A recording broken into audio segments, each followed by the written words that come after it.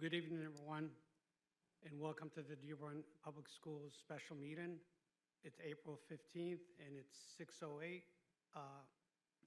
and we're going to call the meeting to order. Roll call, please. Trustee Bazzi. Here. Trustee D'Ambrosio. Here. Trustee Moseb. Here. Trustee Petlichkov. Here. Trustee Subuh. Here. Trustee Zahar here. President Al-Jahmi. Here. Next item, please. Next item is the Pledge of Allegiance.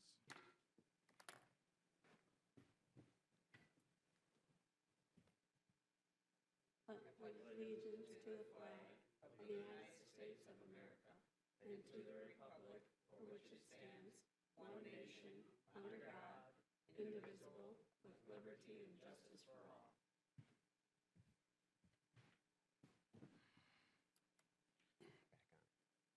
Next item is under discussion, superintendent interviews and the interview of Dr. Tracy Reed, superintendent from the Reynoldsburg City Schools in Ohio.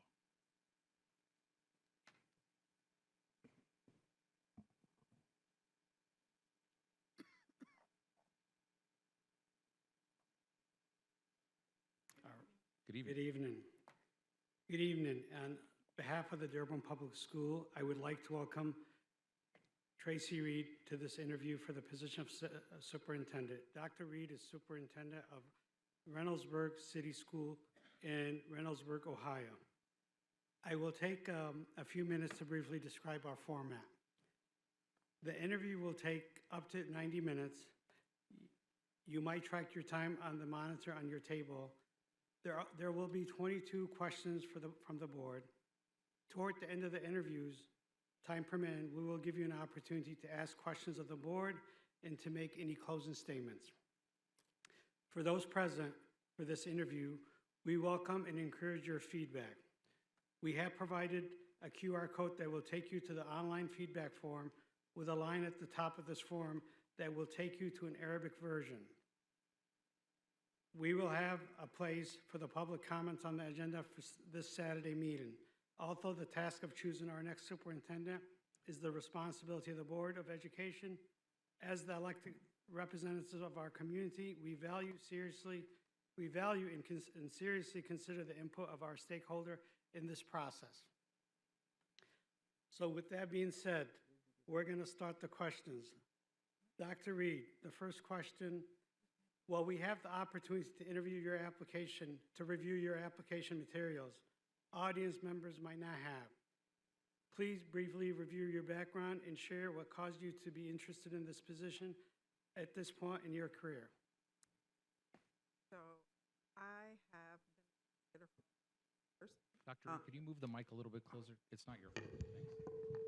Great. Thank you so much. Okay. So I've been an educator for almost 30 years. I first was a teacher, assistant principal, and principal. All of those years were in middle school. And I kind of fell in love with them during my first tenure as a teacher. And so I went through and taught middle school, as I said, administrator in middle school. Then I went to Benton Harbor, Michigan, where I was the assistant superintendent for 2 years. Then I went to Fort Wayne, Indiana, and I left Benton Harbor because of family issues. Needed to be closer to my mom, who was ill. Then we moved closer to Fort Wayne. We went to Fort Wayne, Indiana, where I was a chief academic officer for, I believe it was 7 years. There I worked, the district was approximately, I think it was 30,000 students. I was a part of the cabinet. I was responsible for all academic programs, so curriculum and instruction, special education, ELL, Title I programs and services, anything that had to do with MTSS. So I was responsible for all of those areas of the district. I also inherited or was allowed to lead instructional technology, at which point we were almost one-to-one when COVID hit. I think we needed about 500 more devices, but we had made a lot of progress. Then I chose to leave Fort Wayne, come back to Ohio, where I got to work in my hometown district for a few months under Superintendent Eugene Sanders, and which point I was a CAO there, and then I was seeking a superintendent position, and that's how I ended up in Reynoldsburg. One of the things that attracted me to Reynoldsburg, and also I fell in love with when I was in Fort Wayne, was the diversity of the communities. And so right now, the community that I'm leading, the district that I'm leading, has over 60 languages. We have about 7,100 students. It is, I just love it. My kids are amazing. And so that's kind of my career. And so when I read about Dearborn, I was like, oh, this is taking it to another level. And so I could not pass up the opportunity. It's similar, but it's larger. You have a lot more programs. So it's an opportunity for expanding upon my knowledge skills to be able to help a larger group of students and a larger community. Thank you. The next question, excuse me, is based on what you know about our district. What do you believe are the 2 or 3 most critical long-term priorities we must address? And how do your background and skills position you to lead that work? So when I looked at the strategic plan and did a overview of your state data, it seems like your reading and math as an area should be a focus, curriculum. Also, I know your facilities is a concern as well. And I think just continuing stakeholder engagement. I think those are, I would say, would be the 3 top things. And my experience, again, the curriculum and instruction piece, that I call it, that's where my strength. In all of the positions that I've been in, the CAO positions, what I've done is led that work. So making sure we have a strong MTSS structure. But as I tell all of my staff, wherever I've been, is that you will never be able to remediate your way out of a hole. So we have to start early to be able to make sure that our kids are learning at grade level. So meeting those standards, teaching those standards, and making sure even if they're behind, they're making adequate growth so that they can come out of what I call a hole. They're not deficient. And when they're deficient, you have to use your data to design instruction to make sure you're meeting their needs. And my passion really is about, one of the things that I noticed in every district I've been in, and is that our students with disabilities and our EL kids are pulled out a lot, and they miss core instruction. So you need to make sure that you provide core instruction, but you also give that intervention that they need, whether it's language or their special education services in addition to that. As it relates to facilities, actually that's a piece of the work that I'm currently working on. It's kind of ironic. We're getting ready to do a analysis, assessment of all of our facilities, and so I've been conscientious to participate in professional learning around that. So this past winter when I went to AASA, I attended a session on what it looks like and how you can map that out over time, making sure that you communicate with your community members around what your needs are, making sure you're very transparent about the cost and how it contributes to the learning environment, because it's essential that you have a positive learning environment for your students. And then community engagement or stakeholder engagement, that's another area that I feel I've been very successful in, especially as superintendent. When we have a significant Nepali population in Reynoldsburg, and so I made an effort to contact our city councilman in Reynoldsburg to say, I want to connect with the parents and the community because their kids are here, and we want to make sure that we're serving the students appropriately, and the parents feel comfortable about what we're doing. And so what we started doing was having, I call it these Nepali parent groups. And so it was very successful. One of the examples I give is that parents wanted more vegetarian options. So I talked to my nutrition services person. She was able to get some samples of things that they were providing and let the parents sample them. Parents walked away very pleased with the options that we were allowed to share with their kids during lunch times. One of the challenges, though, was that I wanted to get more parents involved, and so I reached out to one of our partners, and we have been talking about how can we bring the other families in to have that conversation instead of me having to have, I call it ones off, meeting with separate. So I have a lot of experience in some of those areas that I just spoke of. The next question. Tell us about a time when you led through a crisis or significant change. What decision did you make? What was the outcome?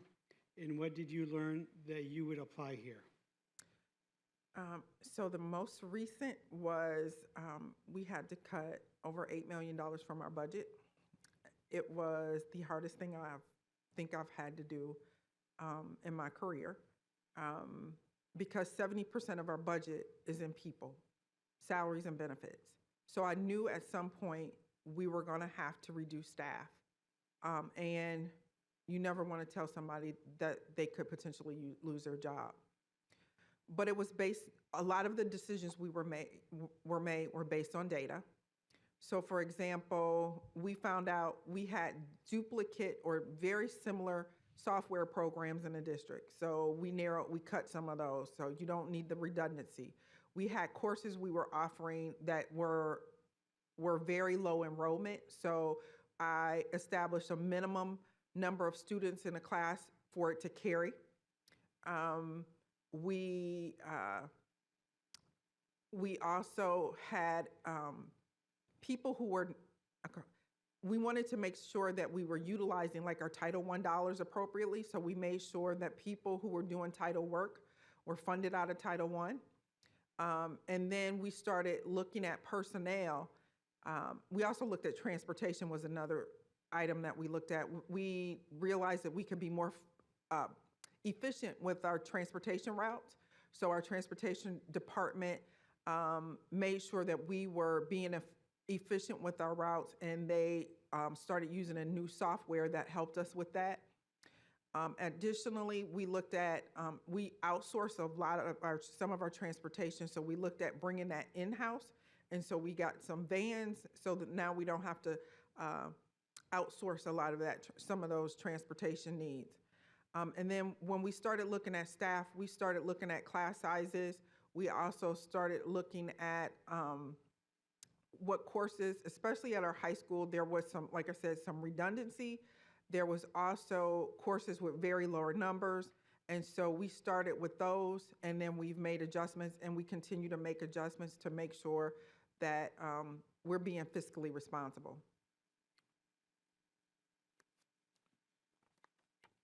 Did I answer all of that? Oh, yeah. Well, hi, Dr. Reed. Hi. How are you? My name's Amr Zar.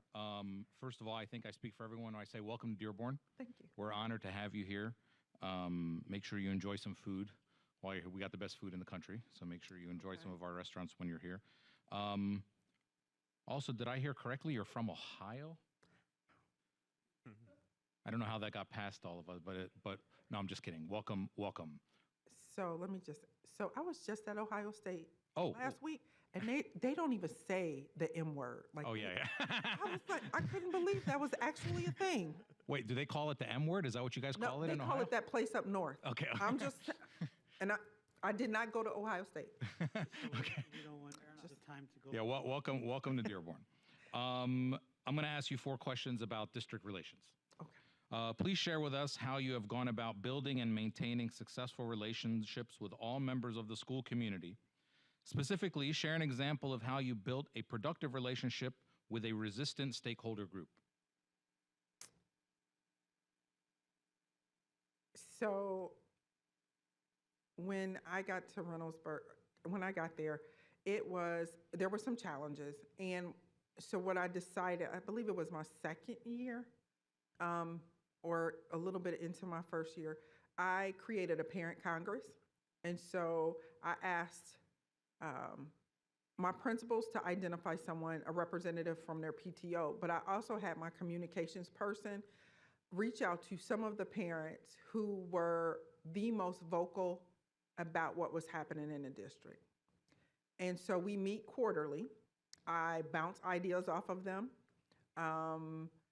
One of the most recent ideas that I bounced off of them was school lunches. We have a significant school lunch debt. And so we are looking to provide alternate meals. And so I shared it with them, and boy, some of them at first were very adamant, we don't want to embarrass kids. And I said, I know, but we have this significant debt. And so we talked about all of the things that our food service department is doing to reach out to parents, making payment plans and everything. We were about 50-50 by the end of the meeting. Some were still, we shouldn't do this. And then others were like, you've done everything you possibly can. So if you need to do alternate meals, we understand. We have not solidified our decision on that with the board, but that was one of the groups. I intentionally reach out to people who may be a challenge and may not think highly of the district or have issues because they make you think differently. They give you a different perspective. So I don't shy away with it, from it. I'll reach out to them and listen to them because sometimes they have valid points and they can give you some suggestions that you may not have thought of. Okay, my next question is, give an example of community leadership you provided outside of day-to-day district duties. How did it benefit community support for the district? Our education foundation is one of those organizations. I'm also a member of Rotary. So they provide resources for like our teachers and our kids, and those typically are outside of, I call it the day-to-day workday. And so connecting with those kind of organizations have been very helpful because they can connect with our teachers and even some of our families who may need something. I've also worked with my team, and we provided, I call it a turkey giveaway. That was huge, and it was a lot. We have what we call it a bundle up bus, and it is a bus that we have coats and things that we give away for our students and families who are in need. So I've reached out, my team has reached out so that we can get resources to our families who need it. So those are some of the things that I've done in my experience to reach out to outside organizations and within the community to make sure that our students and families' needs are met. Okay. My next question is, how do we create a district-wide culture of continuous improvement, aligning our actions to achieve strategic outcomes? First, I think you have to allow people to see themselves and own the work. And I think everyone at some point can see themselves in the work. It doesn't matter what your role is. I think, but the other piece is you can't wait for them to all come on board. You have to have incremental progress.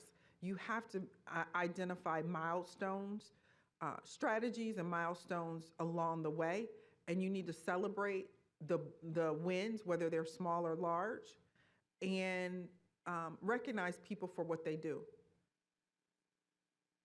One of the things that I am very adamant about is looking at data, making sure what is the progress we see.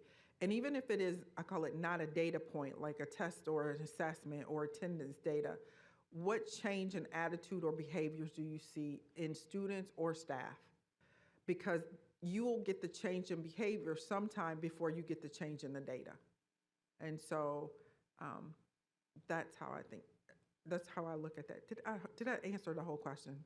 You can answer however you like. Would you like me to repeat that question Yes, for you? please. How do we create a district-wide culture of continuous improvement, aligning our actions to achieve strategic outcomes? Yeah, so, as I said before, measuring or keeping an eye on it, but then also um, creating that, I won't say urgency, but making sure that people, you can't settle. And so when you settle or get stagnant, ultimately what we choose not to do will impact our kids. And so that is first and foremost. Like, I can't be slacking, because if I slack, then a child will be the result of it. They'll have challenges. What I will say is that but you have to build people up and give them the autonomy and the authority to try things, and if it doesn't work, okay, what did you learn from it, and keep moving. I think it has to be an organizational shift from the very top all the way down. Okay. All right. And the last question I have for you is, how have you obtained and utilized stakeholder feedback to modify district priorities? Provide a recent example and the impact it provided.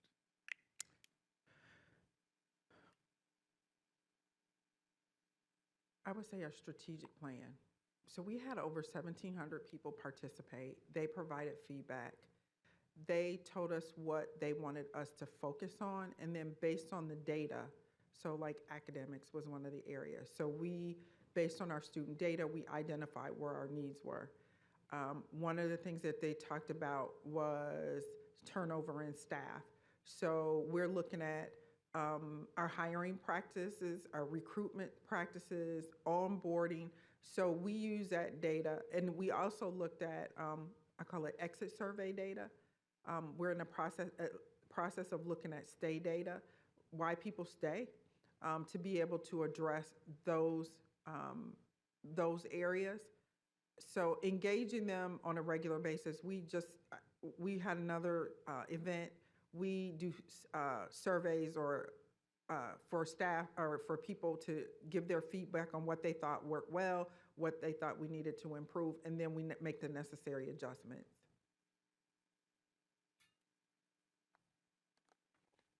Welcome, Dr. Reed. I have 3 questions for you on political awareness. Just a second, here's the mic. Okay. Yeah. 3 questions for you on political awareness. As our superintendent, how would you advocate for political action that benefits our district and public education throughout our state? So I think it's really important to become familiar with your state representatives, your U.S. congressmen, to be able to communicate with them, to be able to write letters advocating for the district. I've done some of that. We have an event that we call Principal for the Day, and we had our woman, I should say, come to our district and spend time at one of our high school campuses, and she was amazed at what was going on. I've connected with her office. Again, as a follow-up, I'm in contact with our state legislators in our community. So being aware of that, and also paying attention to legislation that's coming down the pike before it's signed into law. You have to be able to advocate. That has to happen with your state organizations. Most states have superintendent organizations that have lobbyists that work on our behalf. I'm a part of 2 of them in Ohio, so I would look to do that here. One of the things in my 90-day plan or 100-day plan is to connect with state legislators and even the Congress members in this area.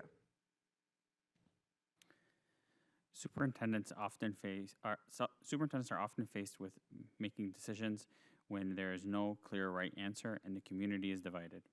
Please describe a time when you faced such a decision, including how you approached the decision-making process and how you worked to build understanding and support for the direction you chose.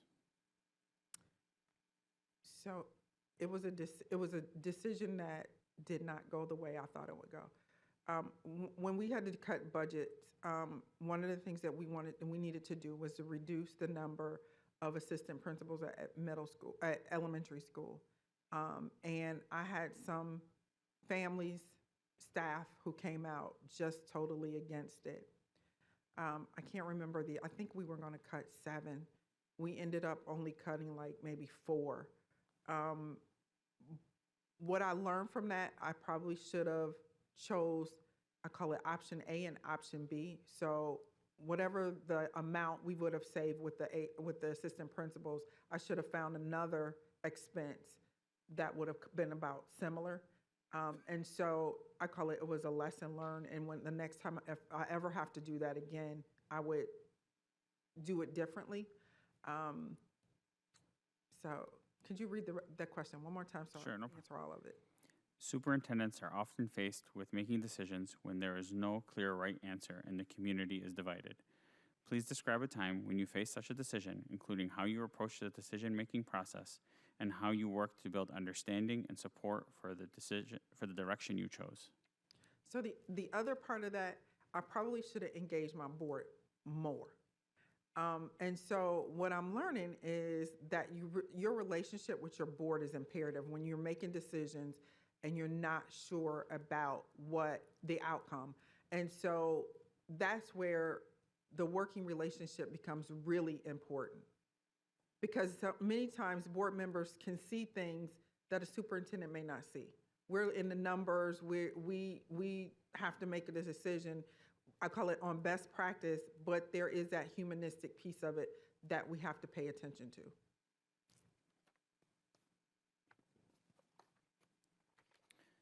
What impact do standardized testing requirements have on teaching and learning in our state?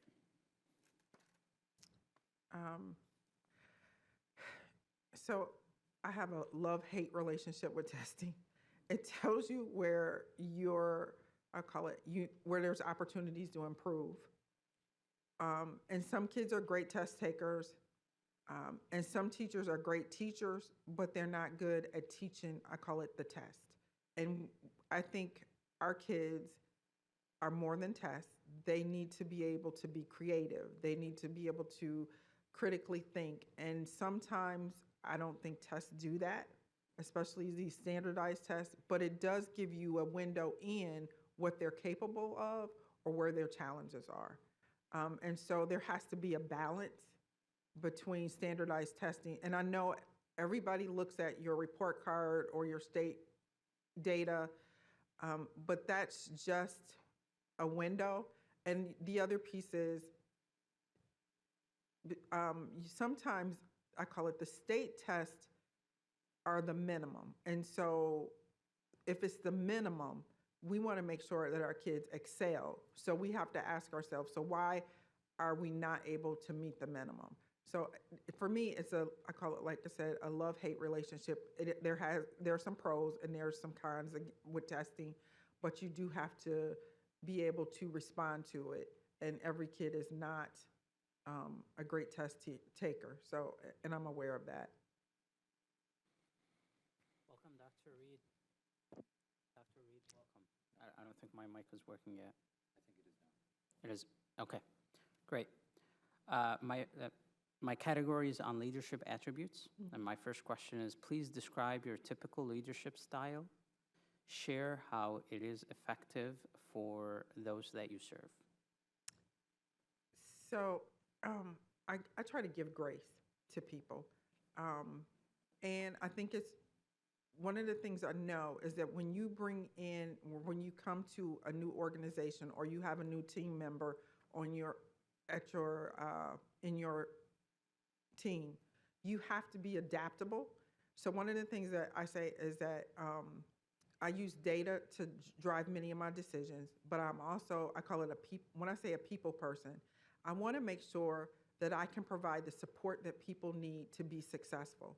And so one of the things that I feel like, whether it's teachers, custodians, it doesn't matter who it is, I need to figure out, and I need them to be open and honest with me to be able to tell me what they need to be successful.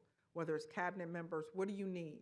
I believe that you establish a vision in collaboration with the board, and you establish direction, and then you provide the adults the support to be able to achieve those results. And so that is really imperative for me. As a leader, I have a growth mindset. So sometimes things just don't go right. And you go, okay, this didn't go the way I wanted, so, or how we thought it would go. So what do we need to do to make an adjustment and then continue to move forward? I say pity parties, but you can't wallow in when things don't go quite right. You got to say, okay, what did we learn, and let's move forward. And so I am very much, I call it a people person, but I also realize you have to hold people accountable. So there are things that we have planning tools that we utilize that I want to make sure that people, okay, who needs to be involved? Because the other part of that is everybody is connected to everybody. So for example, my special ed director impacts my Office of Leadership and Learning. So if we have kids who need certain things in their IEP or to be able to have accommodations, my curriculum team needs to know. One of the things I've done is made sure that all of my EL students, my SPED students have regular curricular materials to make sure that they can meet standards. So they have access to the regular curriculum. And in some places that may not happen. So it's about making sure I remove barriers for the adults as well as students to be most successful. Second question is, what is the most difficult decision you've made in your career? Describe your decision-making process.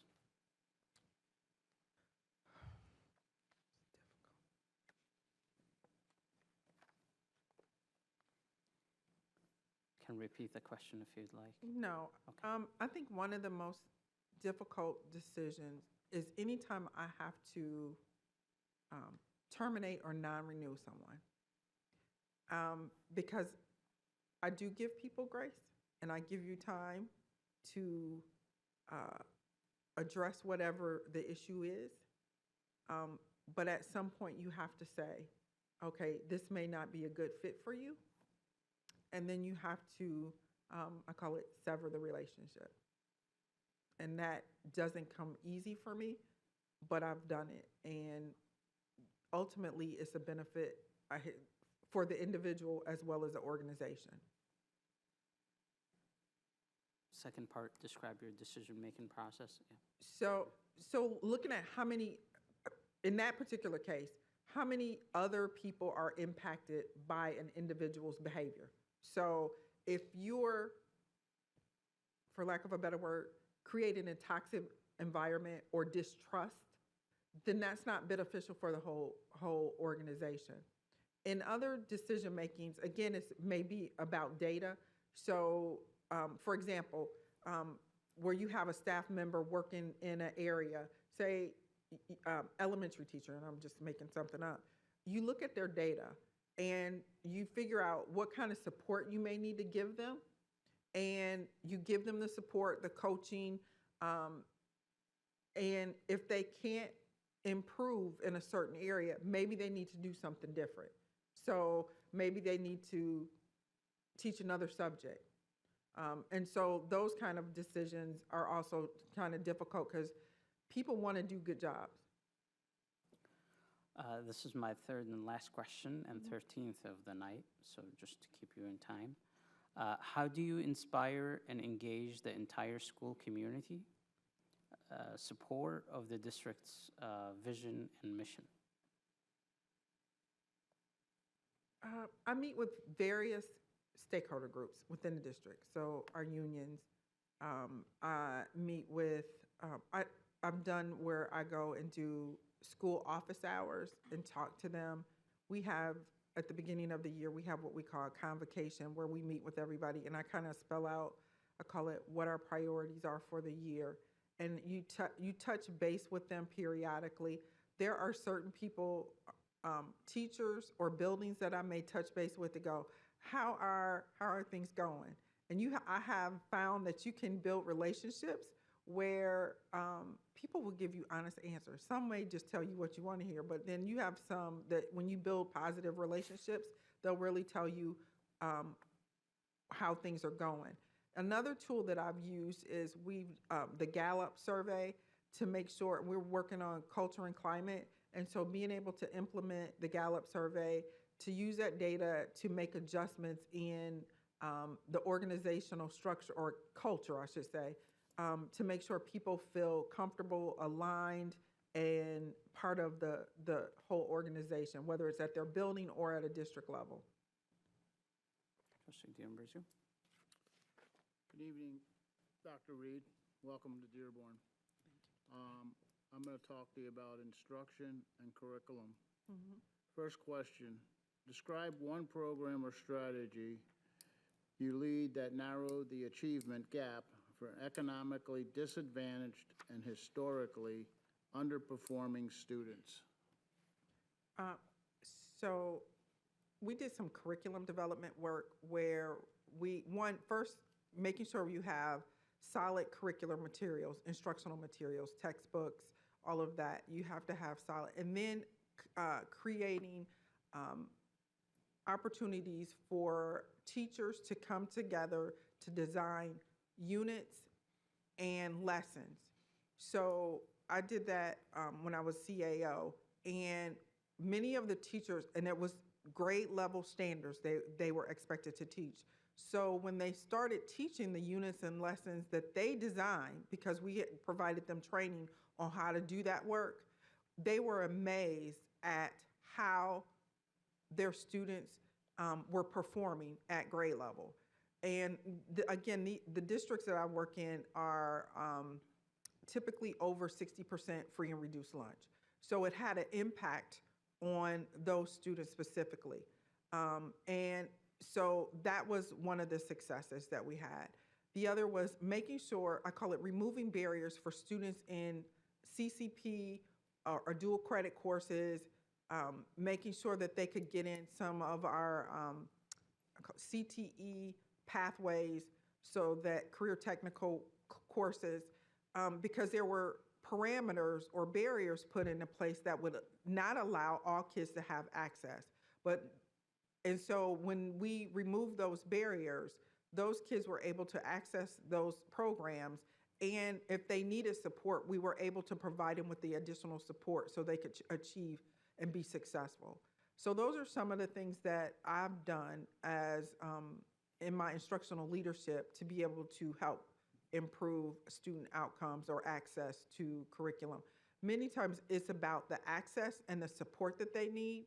And so when you remove those barriers and when the teacher sees success, you get it builds upon itself. Next question.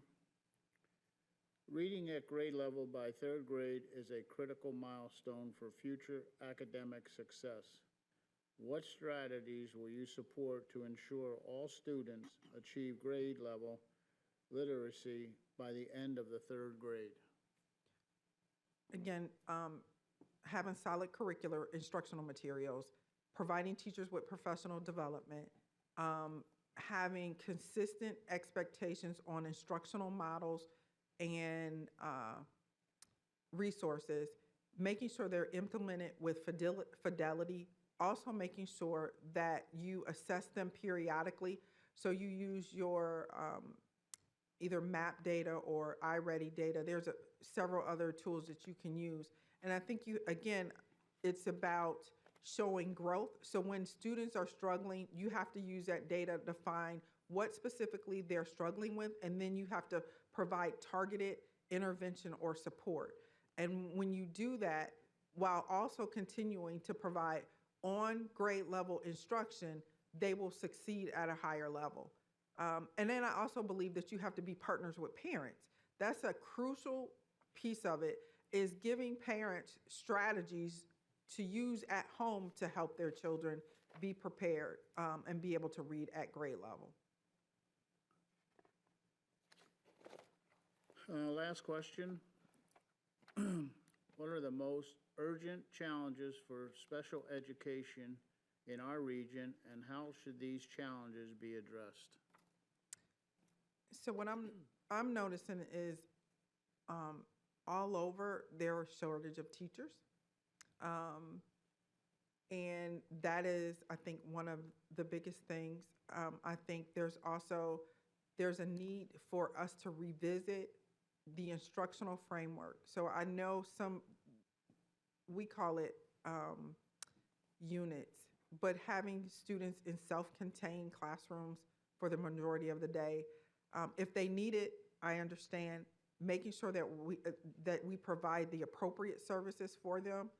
And even if they're in self-contained units, we need to make sure that we're giving them access to curriculum that will help them meet their needs. So identifying curriculum that helps meet their needs based on their IEPs. I think the other piece is just compliance is a huge issue. Many times teachers, whether they're gen ed or special ed, are not well trained on what needs to happen when you're in the classroom. And so finding people to support that work, I think, is essential. There needs to be more resources for our students with disabilities. I don't think is funded appropriately. And so lobbying for what our kids need, I think, is paramount. But in the midst of lobbying, I think you also have to be able to use what you have and build the capacity of your team to be able to, again, meet the needs of those students. Did I answer all that? Thank you. Did I answer? Yes. Okay. Good evening, Dr. Reed. My topic is going to be finances, everybody's favorite subject. Please describe your experience developing and managing budgets, including the largest budget you have overseen, and the strategies you use to maintain a balanced budget. Okay. So I work very closely with the treasurer and the finance office. We talk about the various department budgets, what our expenditures are. We look at what our fringe benefits are. We look at staffing levels. And so the budget that I'm currently working at is $110 million in expenditure. So we're looking at continuing to monitor that. So looking at what is being spent, making sure we maximize our grant dollars, like our Title I, our EL, and other grant funds that we get, making sure that we maximize the use of those. I meet weekly, not weekly, every 2 weeks. And so we go over our budgets. We look together at what our expenditures are, what it is outstanding. And so I lean heavily on her to tell me when we're on track and when we're off track. One of the things that we had conversation about recently was our substitute rate. We were spending a lot more on substitutes and trying to figure out how do we address it. So that's some of the work. Can you read that over again so I can make sure I responded appropriately? How would you ensure that our district spending is aligned with our priorities? So that would be based on looking at where the money's going. So when you talk about academics, we look at facilities, we look at wellness, well-being. You have to prioritize, and determine what should be appropriately allocated and what is it going to cost, and kind of reviewing that on a regular basis to make sure that you're not overspending or misspending, or maybe you can find a more fiscally responsible or fiscally appropriate way to utilize the dollars that have been allocated. So sometimes you have vendors or partners and costs go up, but nobody's checking that the cost went up. So making sure that you're looking at that as well on a regular basis. And my final question is, what is your experience with millage renewals, bond campaigns, and sinking fund proposals? Share one campaign you led or supported, and the factors that determined its success or failure? So, as I mentioned before, before we had to cut our expenditures, we had a levy campaign on the ballot. The goal is to educate your community first. So before you even put something out on the ballot, there has to be a campaign to educate your community. There also has to be a campaign or an assessment, a thorough assessment of your expenditures to decide what can we cut to be fiscally responsible? What do we don't need, or where should we move dollars to? So that is first and foremost. I think you also need to determine when you look at your goals. So if your goals are focused on, say, creating a new pathway, high school pathway, or elementary program, you need to figure out how much that will cost you, not just to get it initiated, but over time. So when we had the levy on the ballot, we did a campaign of educating the community before we put it on there. And then we shared only the facts about why it was needed. We had community forums where we presented information. We took questions from the audience. We put things on our website. We had a calculator that told people how much it would cost them if it passed. And so we continue to do that. When on the night of the election, I remember watching the results come in, and it was really interesting because in Ohio, you can only do so much as a superintendent and treasurer. And so I was like, we reached out as much as we could, but the other piece of what I realized is that there needed to be, you have call it a levy committee that's not associated with the district. And so you need to make sure that they have accurate information to share with the public as well. We did office hours, and some people just did not know what we were going to use the money for. And in that community, it takes numerous times to pass. So it did not pass, but I learned a whole lot from that experience. Good evening, Dr. Reed. Thank you so much for being here today. We are on question number 20, and it is, how do you work with building and district administrators to establish a high-performing team while balancing support, autonomy, and accountability? Provide us with an example of when you built such a team and include the specific steps you took to ensure success. So every building has a building leadership team. And so it's a diverse group of people. So your principal and AP, teacher leaders in the building, and I encourage them to also have representatives from their classified staff as well, paraprofessionals, teachers' aides. And so we go through team building. We've gone through team building activities. We've had training. We have opportunities for them to come together and plan and collaborate at the beginning of the year. And then there's also time in the middle of the year after I've established district goals or expectations. And so they work to implement those in their building. And so what many times my central office team does is that they support them throughout the year, but then they also bring to me any challenges that may be occurring as a result of the buildings trying to implement these initiatives. And so we work through those together. How would you assess the culture and the climate of our district, and what steps would you take as superintendent to positively influence and strengthen it? So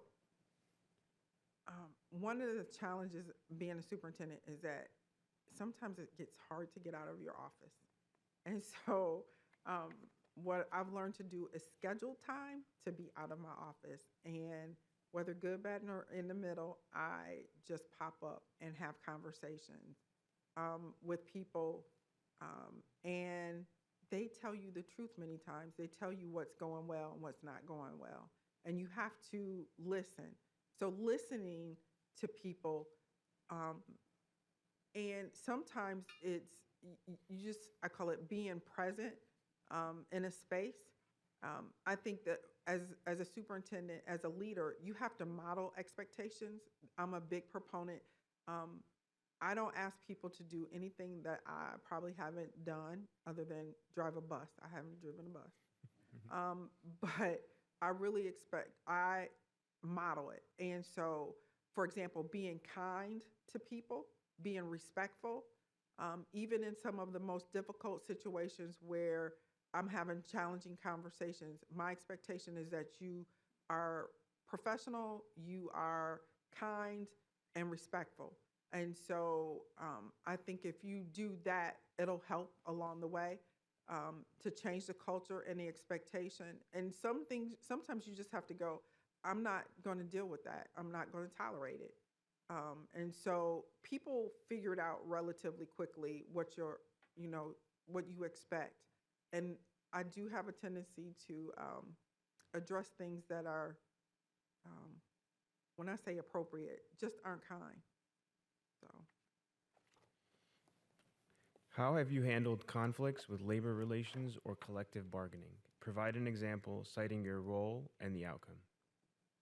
So I've been fortunate that I've had positive relationships with associations and unions. It can be rocky, but one of the things I tell my administrators, we're going to follow the agreement. Simple. And I have open communication. They have my cell phone number. They can call me whenever there's an issue. So we try to handle things before it gets out of control.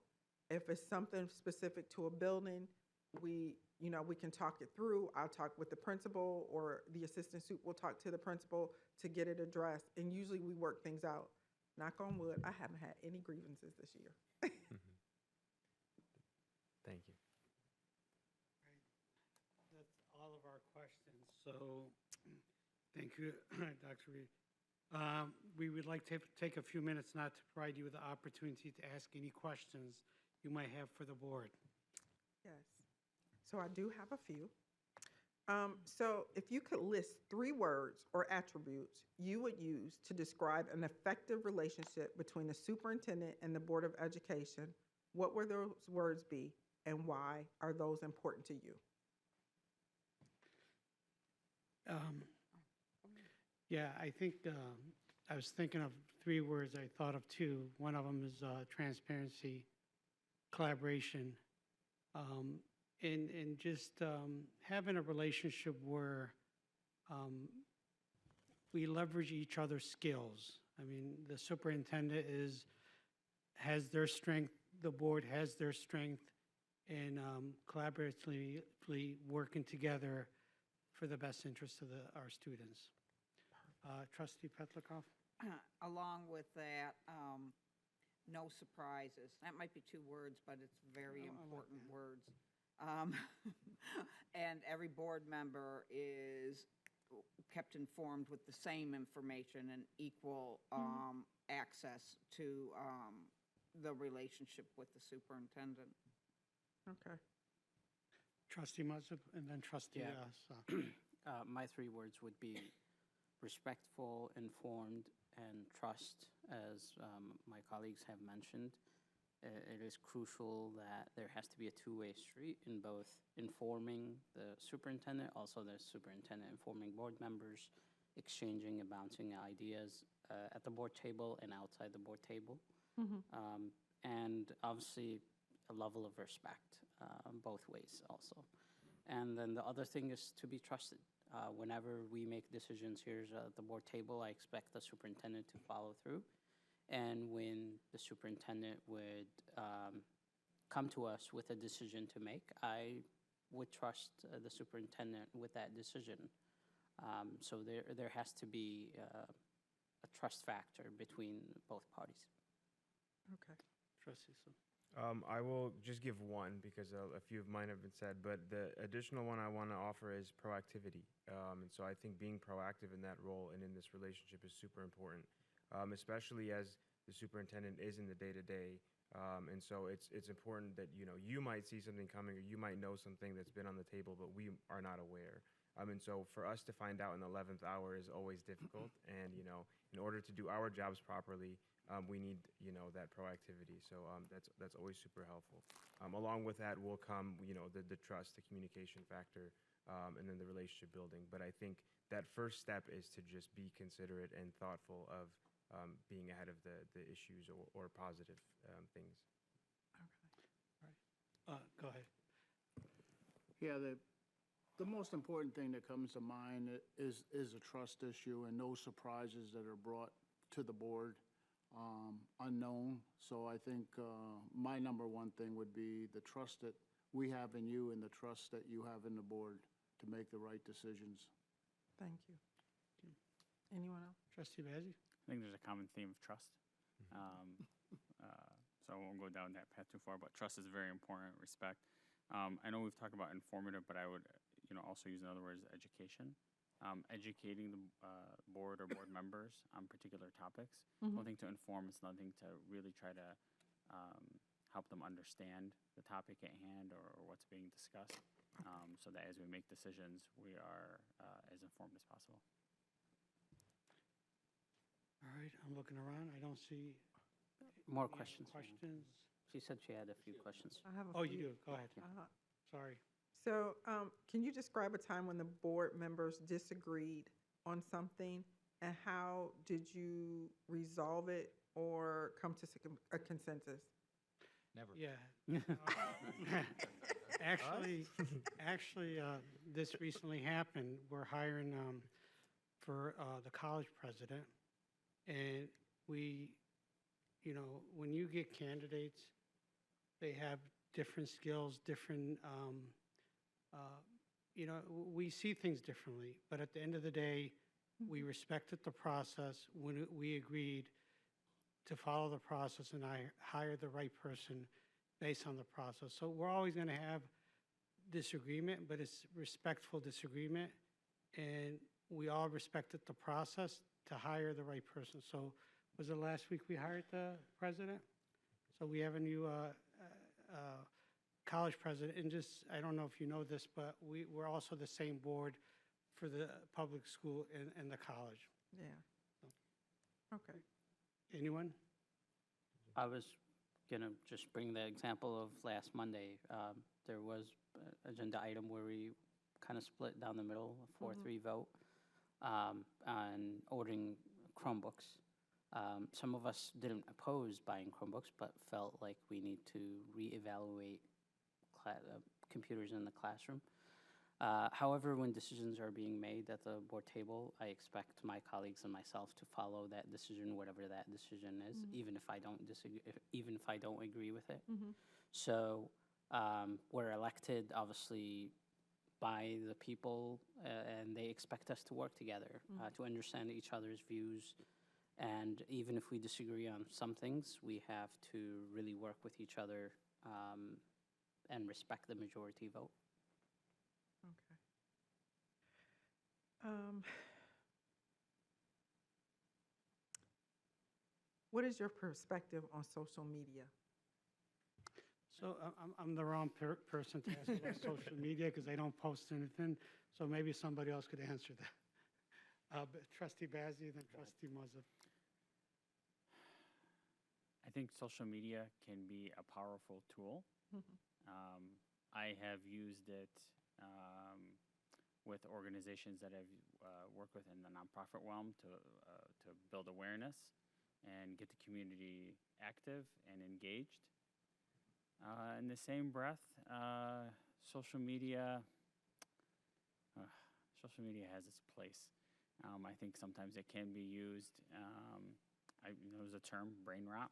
You can sit and use social media and scroll, and it's not good for the mind. It's not good for concentration.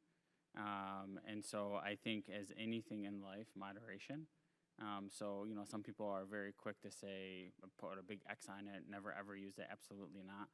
It's a tool that can be used, but we have to use it in the right capacity.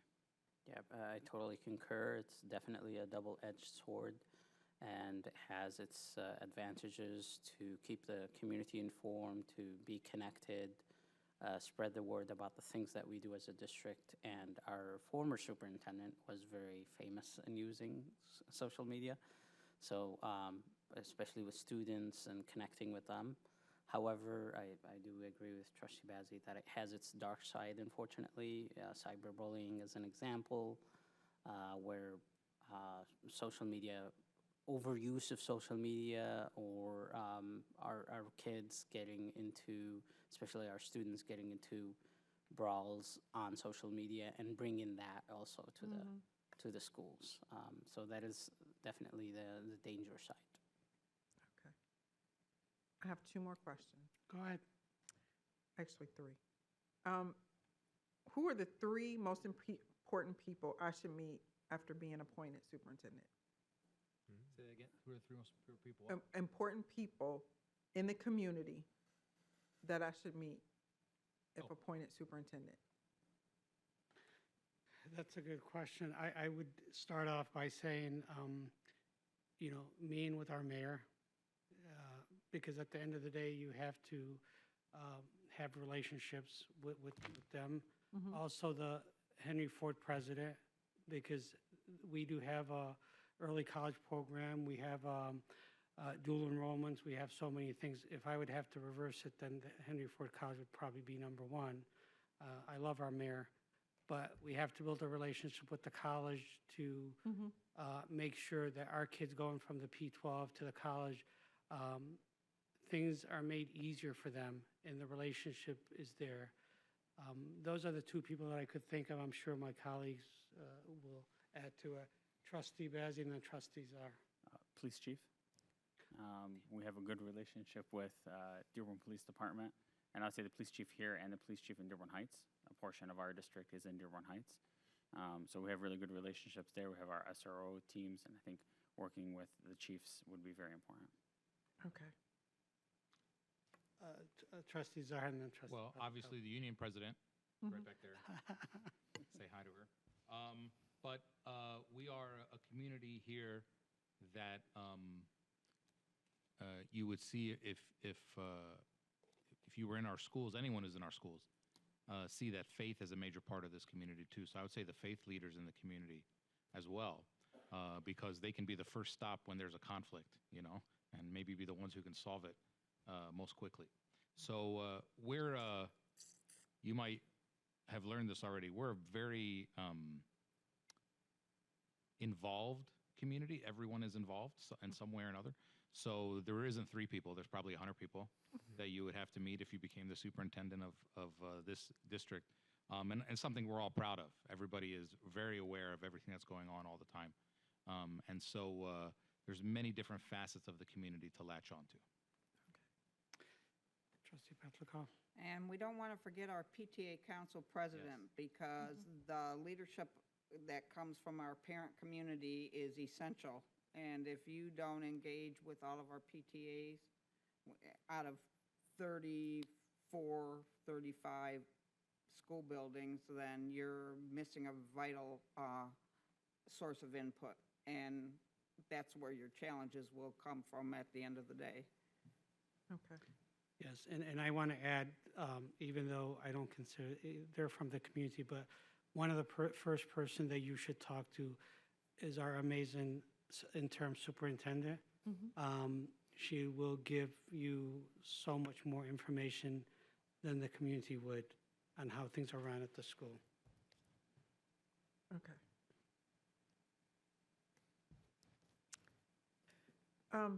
The next one is kind of a scenario. 1 or 2 of the board members are dissatisfied with an aspect of the superintendent's leadership. What protocol or process does the board use to speak as one voice towards communicating this? This is a hypothetical? Okay. All right. Trustee Moussa. Yeah, I usually say we do have an understanding that the board president speaks on behalf of the board. Obviously, when decisions are being made, or press is contacting for interviews, the board president would speak on that. But however, we don't really, you could say obviously your own opinion here at the table, you could say it in the community, but you're speaking as an individual member, not on behalf of the board. Yeah, we had our past superintendent, who's the superintendent for the state, was very easy to engage and talk to. He was a good listener, and he took what we provided constructively. Even when he was here sitting next to us, and the community would engage, or he handled it very well. He understood the community. That was one of his strengths, is understanding the community and being able to listen and reflect and deal with each individual board member. But for certain things, like Trustee Muzab said, if it's a collective things, then we tend to make sure we agree. If it's individual, then it might be a certain situation that one person might be more engaged in that, whether it's, let's say, ELL, whether it's technology, it's more of a passion than a problem. Trustee Pavlikov? We also have a communication tool that we have relied on very heavily, that we developed with a former superintendent who also became a state superintendent who passed away, and it's called Board Briefs. And whenever there's an issue that's relayed or information that needs to be relayed back to the board, that's a private source of communication that we rely on in order to know what is happening within the district, including whether any individual board members may have come forward to the superintendent with a concern. It generally will show up in board briefs if it's something that is going to rise to that level of need to know. So we all value that weekly set of documents that will help keep us in front of any of the issues that we may be seeing. And then the last question, name 2 restaurants I should try when first coming. Say that again? 2 restaurants. 2 restaurants. Elamir. Wait, am I going to get in trouble for let's not broadcast this part of the meeting. Are you promoting Let's not, no, I mean, the rest of the restaurants will hate me. Yeah. Let's, well, that's what I'm saying. well, too late. Elamir and Tahamas. All right, I'll Tuhama.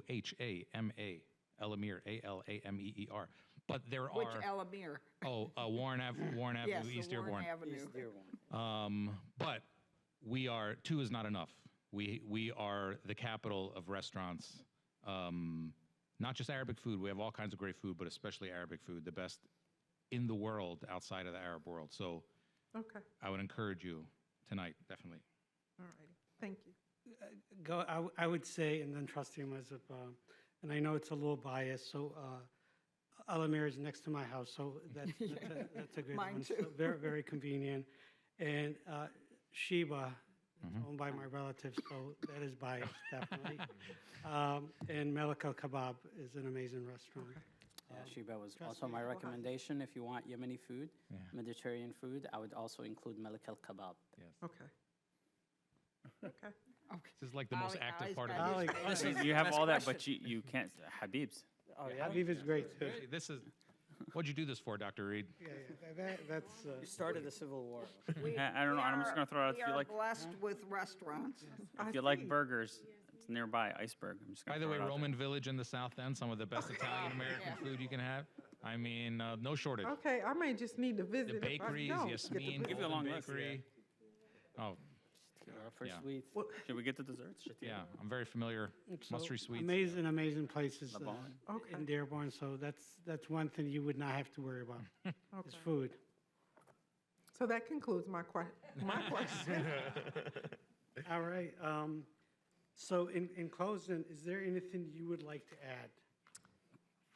So, just kind of summarize, I have a passion for working in diverse districts and helping all kids achieve at high levels. And when you do that, I have a philosophy that you have to take care of the grown-ups. You have to put systems in place to build positive relationships. You have to put systems in place for accountability, because we ultimately have to be accountable to the public, and so we have to have that internal accountability with each other, but also accountability measures so that we can share with the public what we're doing, what we're being successful with. And even when things don't go well, we need to own that as well. I have successfully transitioned to more than one district. And as I said before, I was in Michigan for a while, left, was in Indiana, and then went back to Ohio. My goal is to stay in a place, to be able to take and what I know and my experience and be able to help as many children and families as I possibly can. And it is about helping not just the children, but also in many cases the families. And so if that's the type of leader who is going to be accountable to not just the board, but to the general public in this community, I am that person. I really do want to do the best I can for kids. My experience and background has allowed me to be successful, and I hope that you, based on the questions, I shared that with you. And then there are some things that, you know, being in Indiana and Ohio most recently, may take some learning on my part, like how funding is in Michigan. Making sure I keep up to date on the most current legislation. That'll take a little, I call it a little learning curve, but it's not impossible. So thank you again for the opportunity to interview with you, and I really appreciate your time. All right. Thank you. Thank you so much, Dr. Reed. We appreciate your interest in the superintendent position for the Dearborn Public Schools. The board is interviewing 6 candidates this week, and we would let you know after our meeting on Saturday. So the process is going fast, which is April 18th, where we stand on our search process. Thank you for your participation in this first round interview. Thank you. Motion to take a Motion to No, we're gonna take a take a break. 10-minute recess? break. No, you Oh, totally yeah, can. yes, you can pass. Yeah, you can pass. 10-minute recess? Yeah, motion on 10-minute. Second. Second. Roll call. Do we need to? Oh, I think we all in just, favor. I think we just Say all, unanimously yeah. say All in favor? Aye. Yeah, don't. Everybody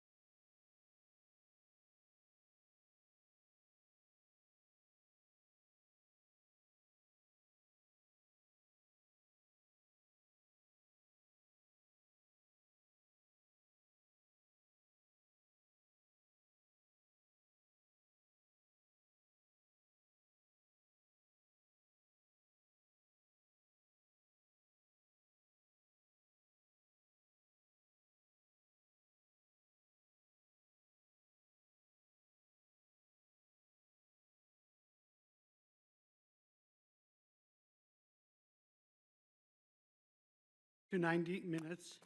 Time will be kept on the monitor. There will be 22 questions from the board. Toward the end of the interview, time permitting, we will give you an opportunity to ask questions of the board and to make a closing statement. We will let you know if time is becoming an issue and there's a need to pick up the pace of the responses. For those present for the interview, we welcome and encourage your feedback. We have provided a QR code that will take you to the online feedback form with a link at the top of this form that will take you to an Arabic version. We will have a place for public comment on the agenda for this Saturday meeting, although the task of choosing our superintendent is the responsibility of the Board of Education as elected representative of our community. We value and seriously consider the input of our stakeholder in the process. So in saying all that, I'll start with the first question, Dr. Ahart. So the first question, well, we have the opportunity to review your application material. Audience members have not. Please briefly review your background and share what caused you to be interested in this position at this point in your career.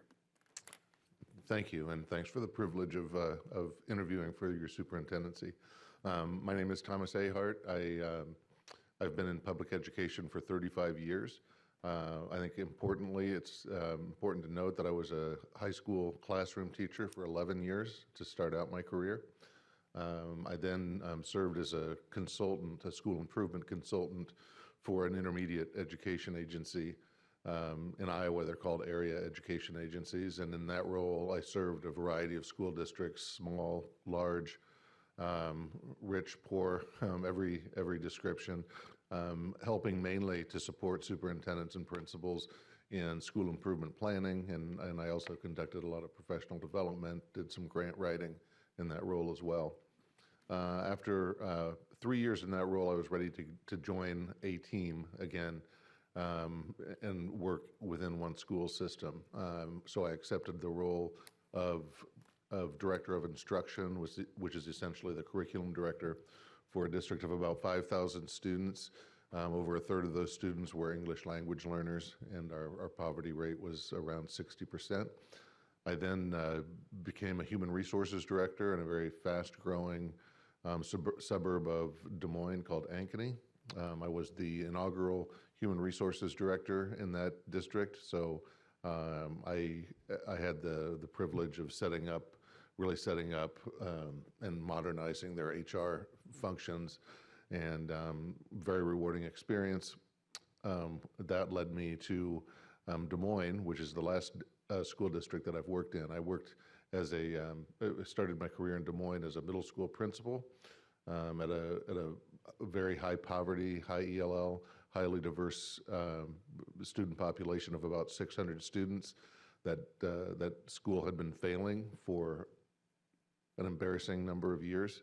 After 3 years, we had completely transformed the culture, had reached all of our NCLB and state benchmarks in reading, math, and science, and then I accepted the role as Associate Superintendent for Teaching and Learning for Des Moines Public Schools, which was a role that I really thought that was the role that I wanted to stay in long term. But fate has a way of intervening, and the superintendent that I worked under left 10 months into my tenure, if you can call it that, as Associate Superintendent. I became the interim superintendent, then applied for the role and served in that role for 10 years. We had tremendous success closing achievement gaps.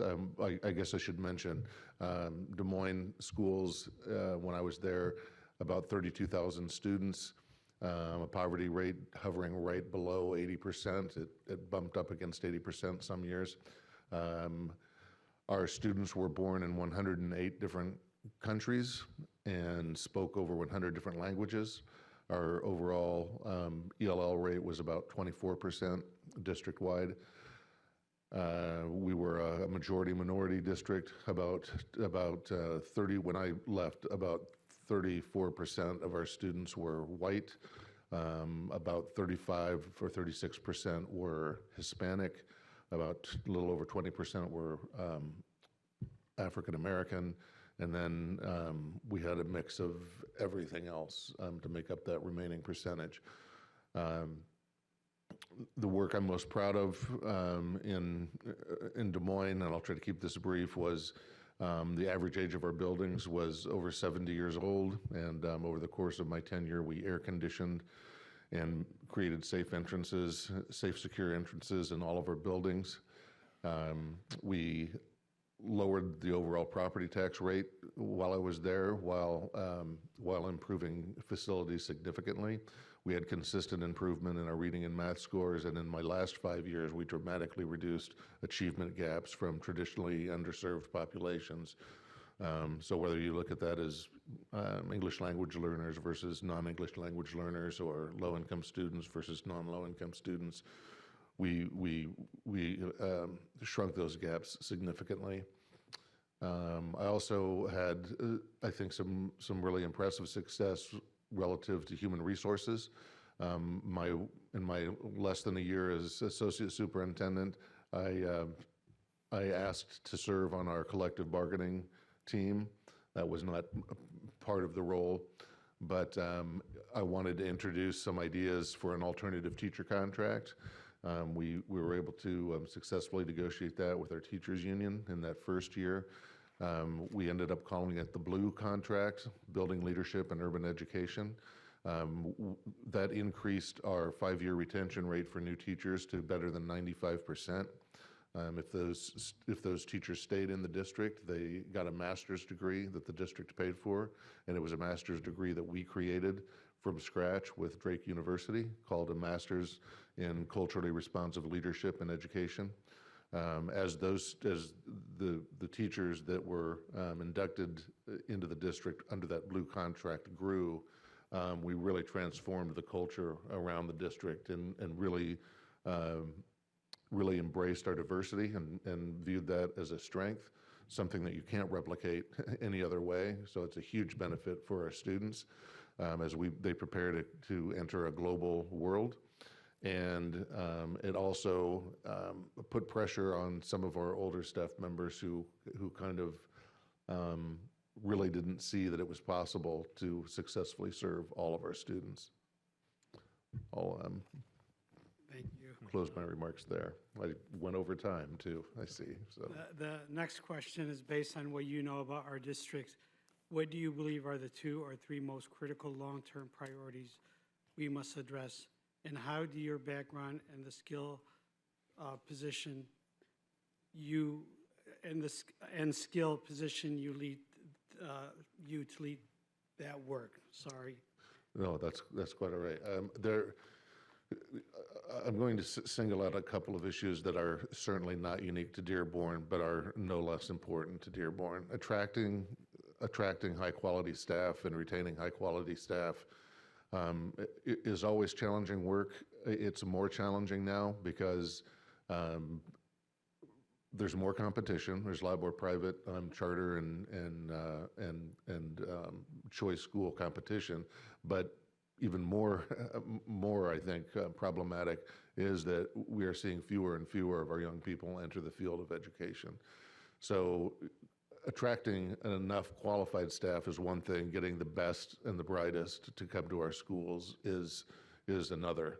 And so I've had success in doing that. I mentioned the Blue Contract that I negotiated, but because of how we established a culture in Des Moines, we actually started attracting, which had never happened before, attracting staff, administrators, and teachers from our suburban counterparts because they wanted to be a part of what we were accomplishing in Des Moines, and that's something that had historically never been the case. It was always you start out in Des Moines where the work is the hardest, and then you get one of the easier jobs in the suburbs, and we reversed that trend. I really believe in staff engagement and work very intentionally on staff engagement. I employed the Gallup Q12 poll while I was superintendent. We did that for 7 years. I'll just be transparent here. It started to become a real burden to pay for the Q12 poll. So we did invent our own, without violating any copyrights, that gave us, we thought, the same information that we needed to keep working year over year on making the district stickier to our staff.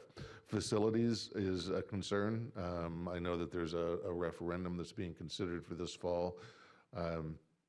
Whether we like it or not, facilities play a big part in how attractive a district is to not only to students and families, but also to staff. And so I take that very seriously.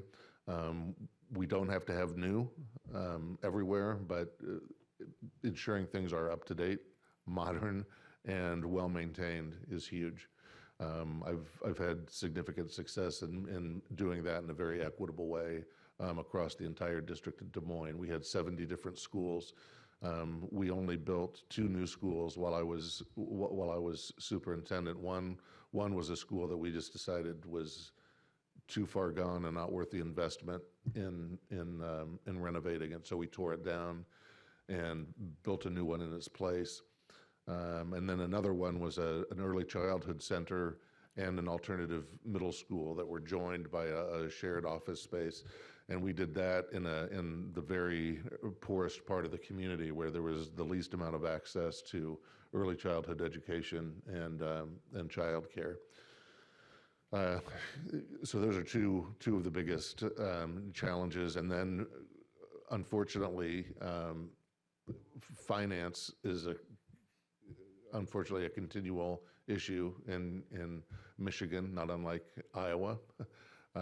So making sure that we have very clearly prioritized what we're doing with our students academically and ensuring that we're fueling those programs sufficiently and being consistent in doing program evaluation year over year and not being afraid to strategically abandon programs that are not producing the results that they were intended to produce is one of the ways that I would attempt to make sure that despite fluctuations in state funding, that we're able to continue to get continual improvement year over year. How many challenges? 3, did you say? 3? Okay. 2 to 3, so you. 3, okay. Did you hit it? I know there's more. Next question. Tell us about a time when you led through a crisis or significant change. What decision did you make? What was the outcome? And what did you learn that you would apply here? So I'll talk about something that I did very early in my superintendency, and I bring it up because it laid the groundwork for a lot of the work that I did moving forward. When I was associate superintendent, I had access to a lot of data that I hadn't had access to as principal, and frankly didn't care about as principal because that wasn't my responsibility. But when I started looking at and I'll give one example. It's the one that sticks in my head the most. We gave the ACT to all of our juniors at district expense because we thought it was important to send the message that our students are capable, and we wanted to send the message that we believed in them. What I discovered though was in looking at, for instance, college readiness scores in English and language arts across our entire student body. And I compared that to the grades that our students were getting in junior English, the standard junior English course that virtually all of our students take. I came to the conclusion that we were lying to our students. If you looked at our grades, you would think that our students, that at least 75% of our students would be getting a college-ready score on the ACT. That wasn't true. And I struggled to find at any grade level, any grades, teacher-issued grades that correlated in any meaningful way with a standardized test.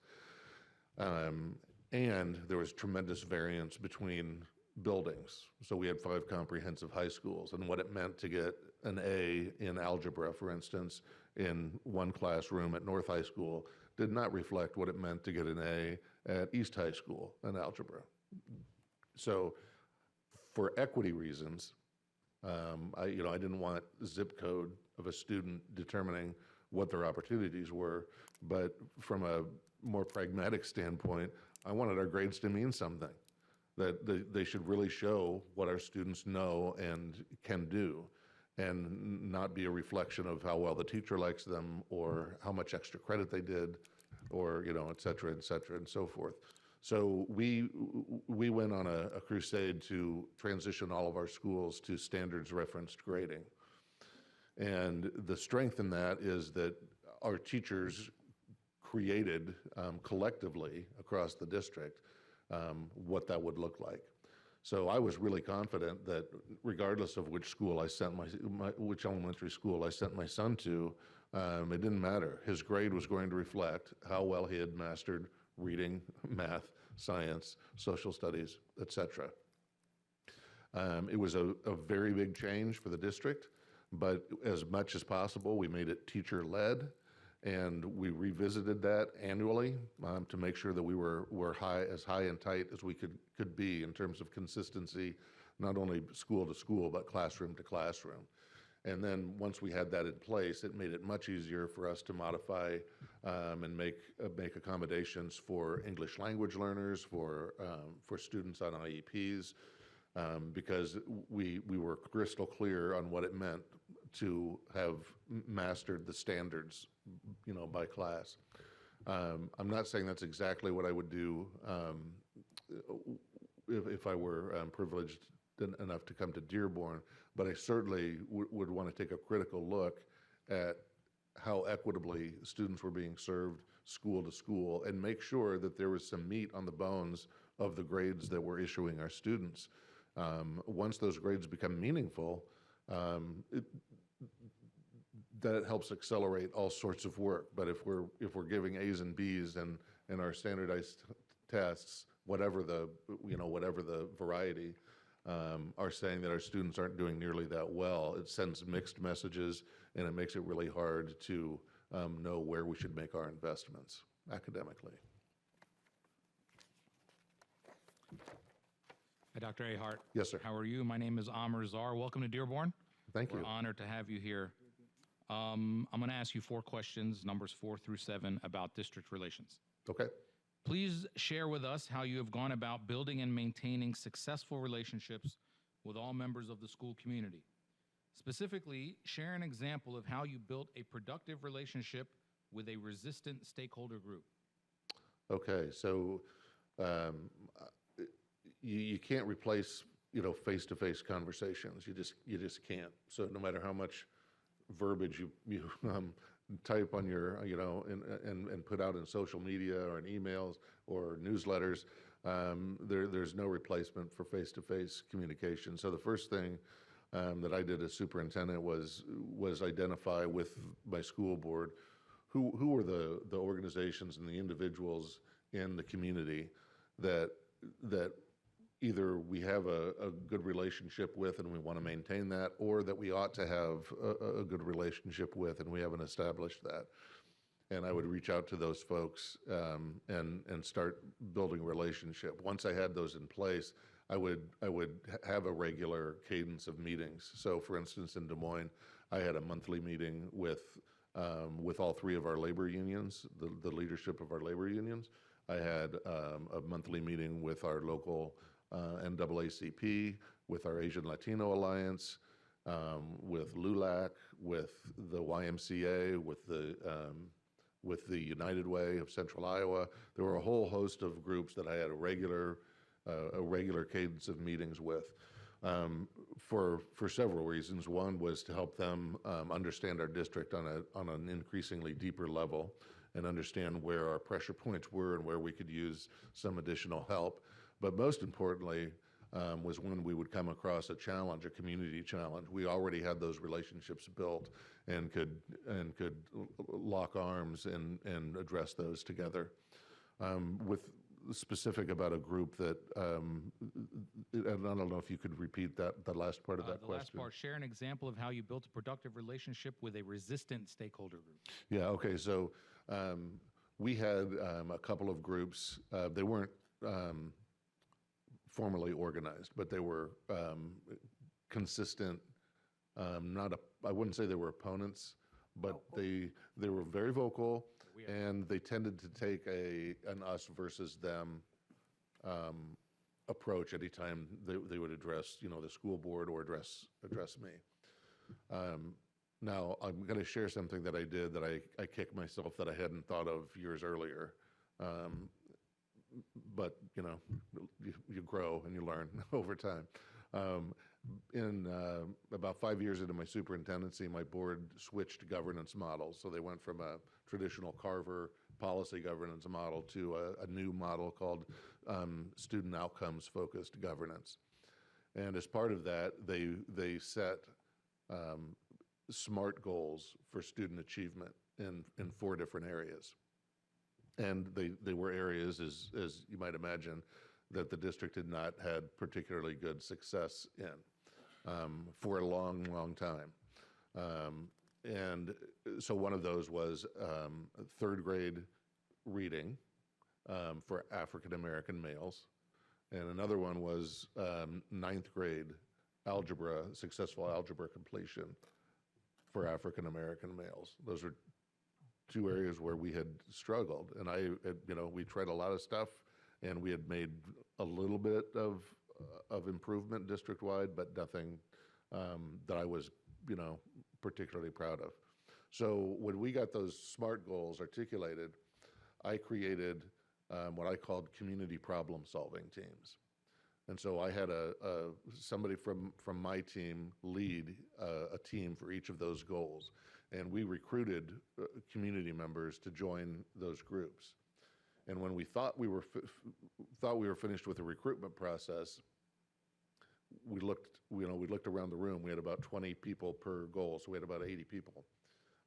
We did not have nearly enough people of color. We did really well with our Hispanic population, and with our white population, with our Asian population, but African Americans were almost unrepresented, almost. So we started calling the people that, I had a whole slew of emails that I could go back to and find people to call. And we nudged them and cajoled them until they agreed to jump in and be part of the solution. And so these teams worked. We ended up with about 30 people per team. And they first started by taking an historic look at that population specific to their goal and what had happened, over the last 20, 30 years. And we had teachers on these committees, we had the community members, and we had some administrators, and they attempted to find the root cause root causes, I should say, behind each of these goals. Why those gaps existed, and then they collectively wrote the action plan. And what that did for us was a couple of things. It made me and my team bravely demonstrate humility. We do not have all the answers, and if we did, we wouldn't be here right now. And we need your help. But the best thing that transpired from that, aside from getting accelerated achievement in those goal areas, was these people that before had really been hypercritical of the district, showing up at board meetings when we were going to report out on these goals. And they were genuinely interested. They would make comments. They wanted to make sure that the plan that they helped write was being followed, and they were looking for additional ways to help because they really believed that we were serious about accomplishing these goals that the board had written, but that we engaged with them on from the get-go. Okay, this is question 5 of 22. Give me an example of community leadership you provided outside of day-to-day district duties. How did it benefit community support for the district? This is probably a cop-out, but I'll use COVID, the COVID pandemic. I have a pretty big network of colleagues around the country because of my work with the Council for the Great City Schools. And I was, in talking with them regularly, the Chancellor of New York Public Schools, had his hands full with what was happening in New York right at the very beginning. And my colleague in Portland, Oregon, had his hands full with what was happening there. And I was really paying attention to the pandemic before it was even being called a pandemic. And I, with the help of my wife, recruited some top-notch experts from around the country that I'm still in contact with today. Dr. Michael Ulsterholm, for one, which is a name that might be familiar to you. He ended up serving on Biden's COVID response team. Dr. Larry Brilliant is another one. He helped eradicate smallpox the first time when we thought it was really going to be gone. At any rate, I kept watching, on the news, the Midwest get sandwiched between, this wave of virus. And I was getting more and more concerned. Nobody in the state was talking about it at all. And spring break was right around the corner. And so I had formed a COVID response team. And the more we studied it, the more concerned we became. So in March, it was actually March 12th. I remember these dates very clearly. They're etched tightly in my brain. On March 12th, I announced to our families that the following week was spring break, and the week after that, half of it was spring break for students and half of it was professional development for teachers. So I extended spring break all the way through that second week. So the students were going to get 2 full weeks of spring break, and we had enough days in our calendar to cover that time without extending the school year. We transitioned our professional development for teachers to remote. We were already using Microsoft Teams pretty adeptly as much as we could to eliminate travel time from our limited professional development time. And so I really didn't think that much of it. We explained that we were closing so that our staff could get into our schools, sanitize everything, modify our ventilation systems as much as we could so that they were working at the ideal level. We were going to install water bottle filling stations throughout the schools, hand sanitizing stations, all this stuff that we understood at the time to be important to protect our staff and our students from the pandemic. My communications director called me right after we sent the announcement out and said, we have to do a press conference. He said, we're getting bombarded with requests. So we set up a news conference for that afternoon. And before we got to the news conference, the State Department of Education sent a memo to all the superintendents in the state saying that no one should be modifying their school schedule because of the pandemic. But I'd already made the call, and I was confident that what we were doing was the right move.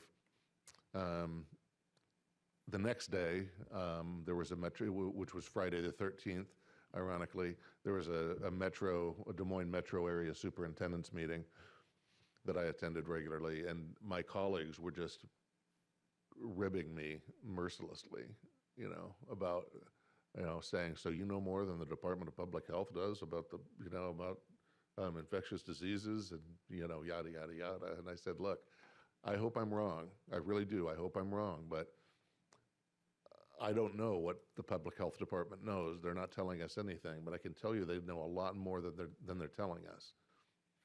And, and that was that. And I went home and thought,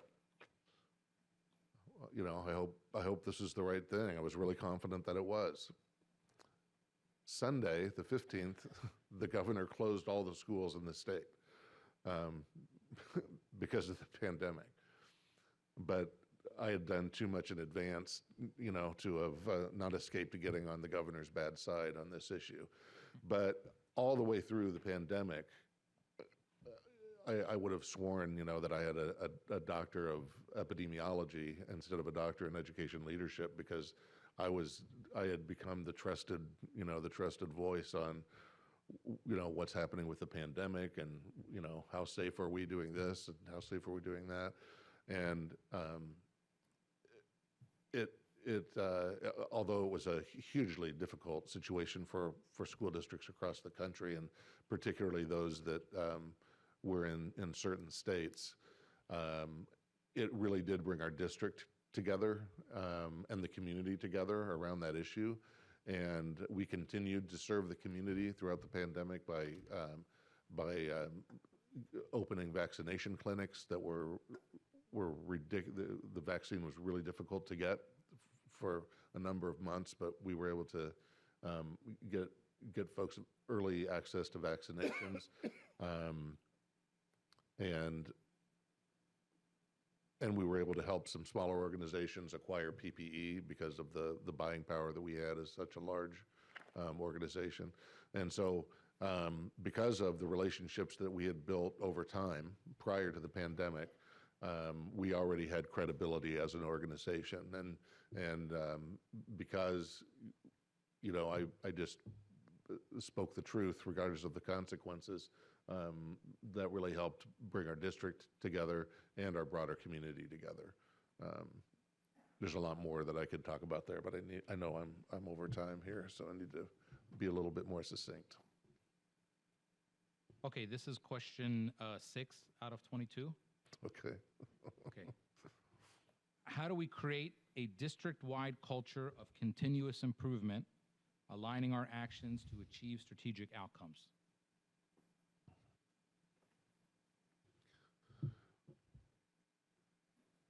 I would offer two things, and I'll try to make this brief.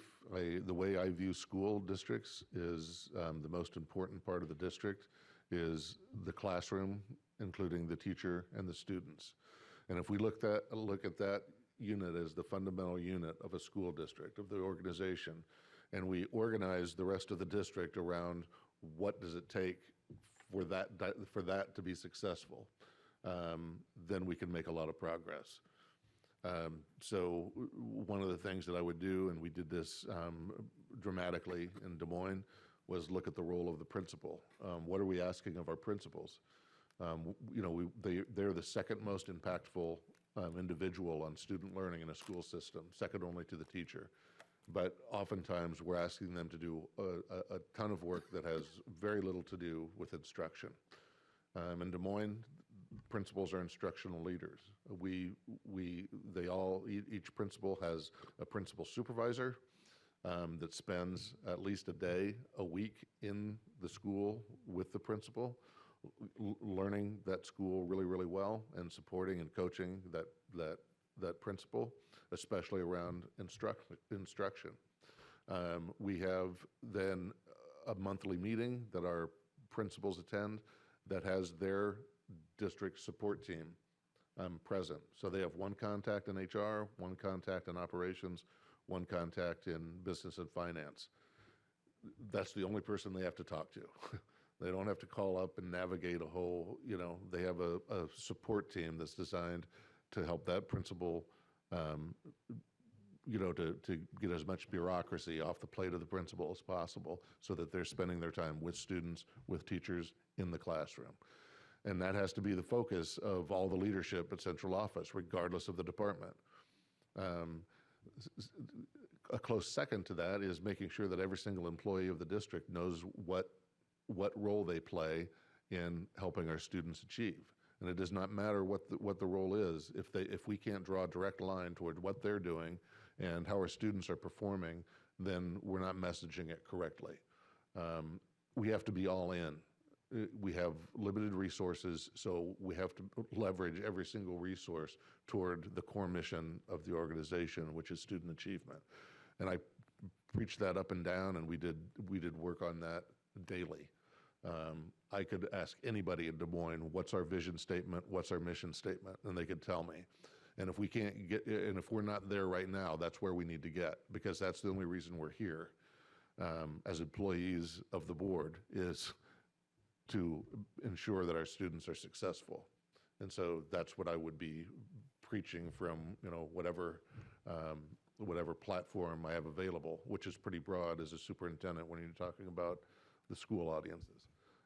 We need to be laser focused on that, and there can't be any doubt in anybody's mind that the role that they're playing in some way, shape, or form is important to our students perform, and they have to be performing it in that way. Okay, just a little housekeeping, Dr. Ahart. There's 16 more questions. Okay. And then there'll be an opportunity for you to ask questions and a closing statement, and there's 56 minutes left. Okay, thank you. Question number 7, how have you obtained and utilized stakeholder feedback to modify district priorities? Provide a recent example and the impact it provided. Yeah, so I think a real palpable recent example is with my board, we went out to our communities. It was time to renew or revive our strategic plan, and the board had just transitioned into a new form of governance. So we went out to the community, held town hall meetings with in every corner of the district, and invited folks out and solicited their thinking on what ought to be the priorities moving forward for the district. We used that data to create those SMART goals that I told you about, but there was also a lot of feedback from the community that didn't fall under an academic umbrella, and what it really fell under was learning conditions and social emotional learning. Behavior kind of issues. I was already working on a social emotional learning program, but because it wasn't in board policy, it was real limited in how we could, further that along. So when we had those discussions with the board, I helped the board understand that we don't really have a way right now of capturing the kind of data that we need to improve in this area. And because there's not a board policy, we don't report to you in this area. And so we did some research and drafted a new policy for the board that became one of the policies that we actively monitored over time. And then that drove a whole initiative on social emotional learning based on community feedback. Welcome, Dr. Ahart. Thank you. I have 3 questions for you on political awareness. As our superintendent, how would you advocate for political action that benefits our district and public education throughout our state? Yeah, I feel like I did a lot of this as superintendent in Des Moines, and in fact, it really surprised me. That was one of the big surprises in becoming a superintendent, is how much time I felt like I needed to spend on that. One thing I would ask of the board, if I came to Dearborn, would be to create a committee, for lack of a better word, that would be led by me and the board in providing an avenue for our patrons to learn more about how to be active from a political advocacy standpoint, and then we would provide an avenue for them to stay informed and to have interactions with our legislators. So in Des Moines, it's kind of a clumsy acronym, but my board chair and I created a committee called the Community Legislative Action Team that people started calling CLAT, which isn't, I'd redo that if I had it to do over again. But what we did was we had as many families signed up as possible. We took any community members could sign up, but we really focused on recruiting parents. They didn't all come to all the meetings, and that wasn't our goal. Our goal was to have thousands of folks that at the drop of a hat could message legislators at key times when key issues were up for a vote in committee or in front of the whole House or the whole Senate. And then prior to in Iowa, the legislative session goes from the middle of January supposedly until May. It usually bleeds into June. So 2 months prior to that, sometime before Thanksgiving, we would start having a monthly Saturday legislative coffee, is what we called them. And we would hold them in a different school building each Saturday, or each time we held them, once a month. And we invited all the legislators that represented any part of our district. And we would also, depending on the topic, we would also invite committee leadership from the appropriate committee. And our promise to any legislator that showed up was, at the beginning of the meeting, you will have 2 minutes to say whatever you want. So they got to do their little, some campaigning in front of a captive audience. And then our parents got to stand up and ask questions of them and help them understand the perspective of, in this case, Dearborn Public Schools parents. So that would be one thing I would do. The other thing is identify needs and build coalitions among other public districts in Michigan, like I did for English language learner funding in Iowa. I wrote a bill, got a Senate member to sponsor it, and then, of course, his team reworded it so that it sounded like a bill and not something that I had slopped together. And then I recruited my colleagues who had a significant ELL population from all across the state. And they worked the legislators in their area. I worked the legislators in central Iowa. We would all show up as much as we could. It was always me, because I was only a few blocks away. And the others would show up as they could at important committee meetings and so forth. In that first year, we were able to get increased funding. We didn't get what we asked for, but we got about half of what we asked for. And we kept at it year over year. And in the third year out, we got additional funding again. And it was really just based on me finding somebody to sponsor the bill, and then generating support from my colleagues around the state. And that could be, ELL could well be an issue that we want to pursue in Dearborn, but I know there's other issues as well.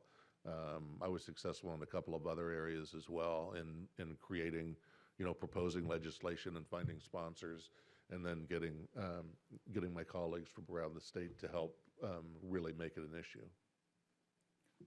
Question number 9. Superintendents are often faced with making decisions when there is no clear right answer and the community is divided. Please describe a time when you faced such a decision, including how you approached the decision-making process and how you would work to build understanding and support for the decision you chose. Yeah, there are lots of these. Early on in my superintendency, very early on, I proposed that we redraw attendance boundaries for all of our schools, because it hadn't been done in over 25 years. And you can imagine, the change that takes place over 25 years, and it had created huge imbalances among our schools. We had some schools that were literally 100% free and reduced lunch students, concentrated poverty. That's a really difficult environment to find academic success in. And then we had some schools that had only a fraction of that number. We also had some schools that were almost all their students were white, and other schools where almost all the students were students of color. And there were also correlating issues with facility quality as well, which we addressed on a parallel track. One of the issues I was trying to solve with redistricting was getting a better balance of students, a better mix of students, so each school looked more like the district as a whole, and it wasn't so racially divided and economically divided. But the other thing that I wanted to accomplish was that we had ELL programs located only at certain schools, and we were busing ELL students all over the place, out of certain neighborhoods and into certain neighborhoods, and they were losing academic time, and it was certainly sending the wrong message, I felt, to our families. So in the process of redistricting, and there were some other goals in there too that aren't really pertinent to this question, but the biggest challenge were two of my schools and we involve the community regularly, and my chief operations officer and I led this process, and we spent a lot of time at neighborhood meetings and PTO meetings, et cetera. But we had two standout schools that just were flat out against the rezoning. And as they came up with lots of creative arguments, but what it really boiled down to was they didn't want their school to become diverse. They liked the way it looked now, and they didn't want their school to become poor. And they were relatively wealthy.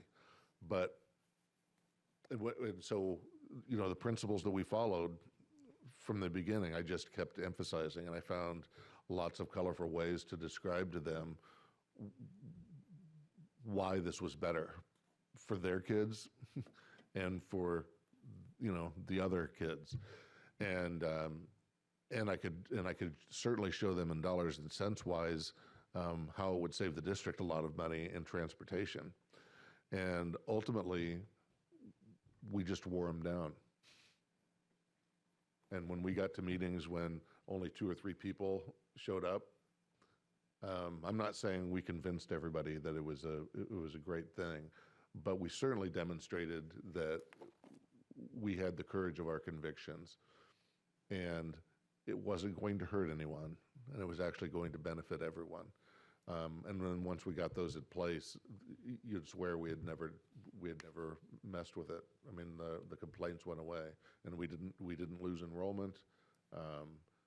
But I just think that consistent, unrelenting, positive messaging about about this is, we feel the right thing to do, and show that and it's reflected in a lot of other things that we've done around the district, gave them faith that it would be okay. Number 10, what impact do standardized testing requirements have on teaching and learning in our state? I would argue too much.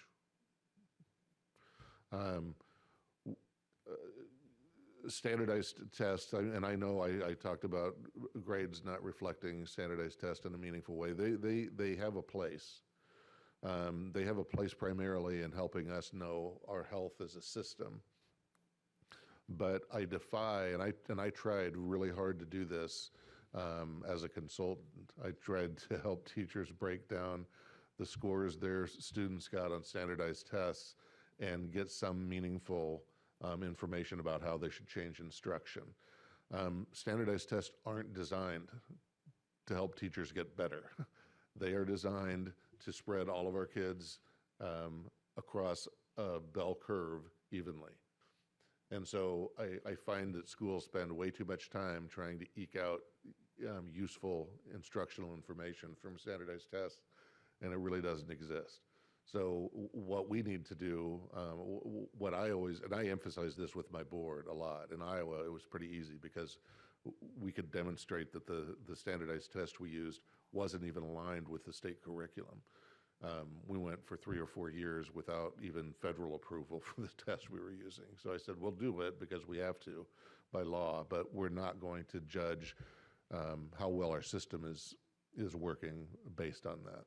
So I would want to make sure, and I don't know what's in place in Dearborn, but I would want to make sure that we have instruments that we find reliable and meaningful to our teachers and to our community, so that, and that are designed to help teachers glean meaningful data about how to adjust instruction.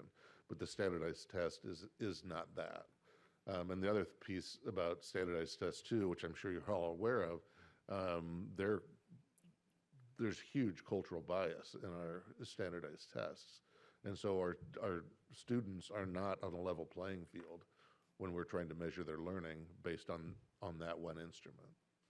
So I know we have to take them, and I don't, I'm not opposed to that in principle, but I am opposed to putting as much weight on it as most states do.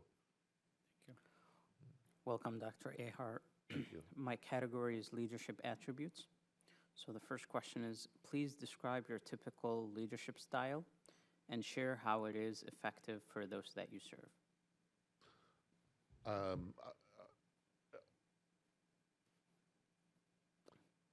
I would say my style is personal, relational, I guess is a better way to say that. I believe in modeling expected behavior, and especially in school systems, that when something isn't working, we need to look at adult behavior and adjust that. And when it's still not working, we have to look at adult behavior again and modify it again. Our parents send their best students to us, their only students to us, and our job is to facilitate their success.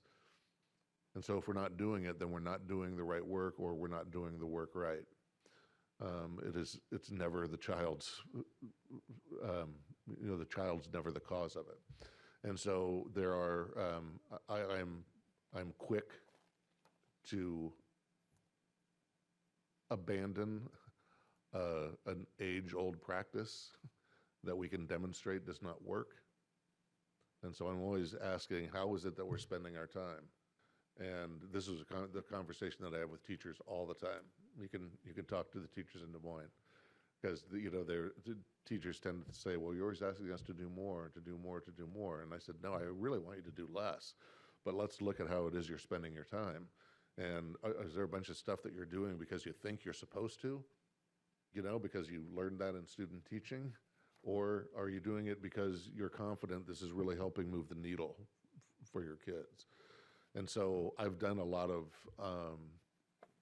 unorthodox things as a school leader, as a principal, as a superintendent, but they were all evidence-based, and they all required me having the courage of my conviction to sell them, to my administrative leadership and my teachers.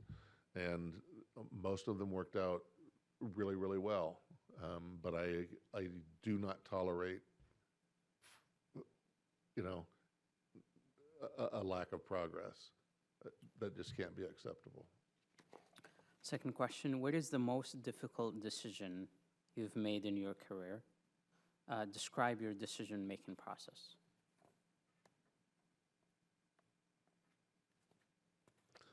I'll start with the second part. My decision-making process as superintendent is first based on district mission and vision. How I decide this needs to be aligned with our district mission and vision. Two, is it aligned with board policy and board goals? That's the next tier. And that's making the assumption, which I can safely do, that all of those are aligned with what's best for students. The next is, how will this impact all of our students?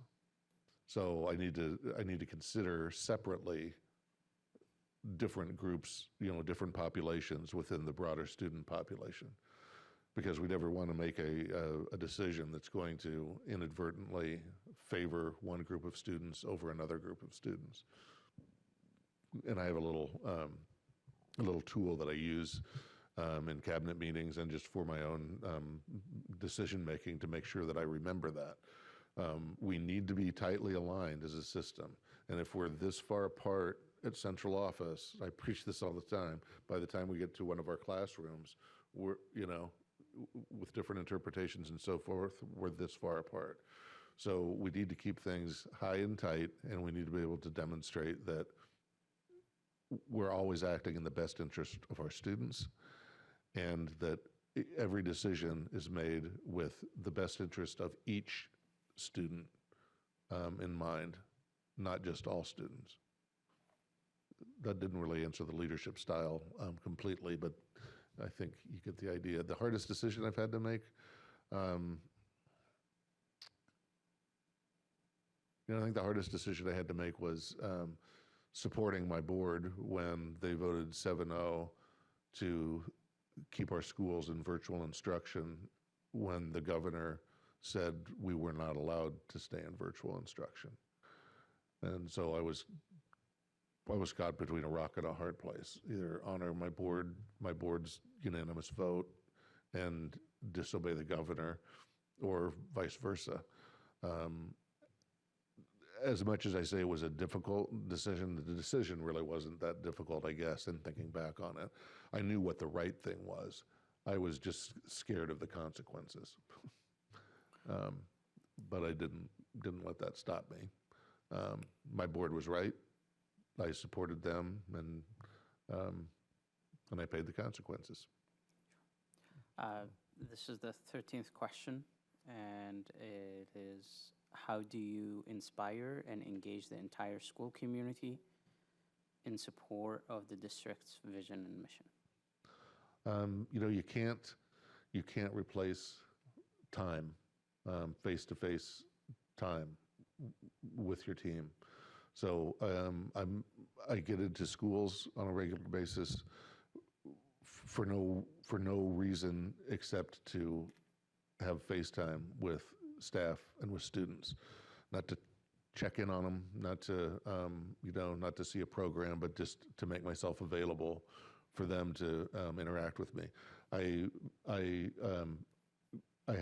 set into my schedule at the beginning of the year a job shadow schedule, so I'll spend a day each semester with the transportation department and do whatever it is they ask me to do. I'll spend a day with food and nutrition department once a semester and do whatever they ask me to do. Same with business and finance and with human resources, with custodial, with operations. I think it's important that everyone knows that I recognize the efforts that they're putting in on behalf of the district and on behalf of our students, and I don't take it for granted, and that I understand the work that they do, so that everybody feels seen and understood. I do invest a lot of time, especially with those partners that I had mentioned before that are important to the district. I do invest time in having, regular contact with them, and I make myself available in the community on a regular basis, just informally, at a local deli or coffee shop.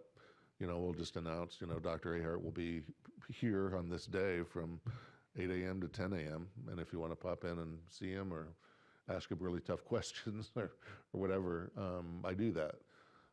People have to know who I am, and they have to, over time, understand that I act with integrity. But if I don't put my face out there and make myself available, that process is going to be a lot slower. Dr. Ahart, welcome.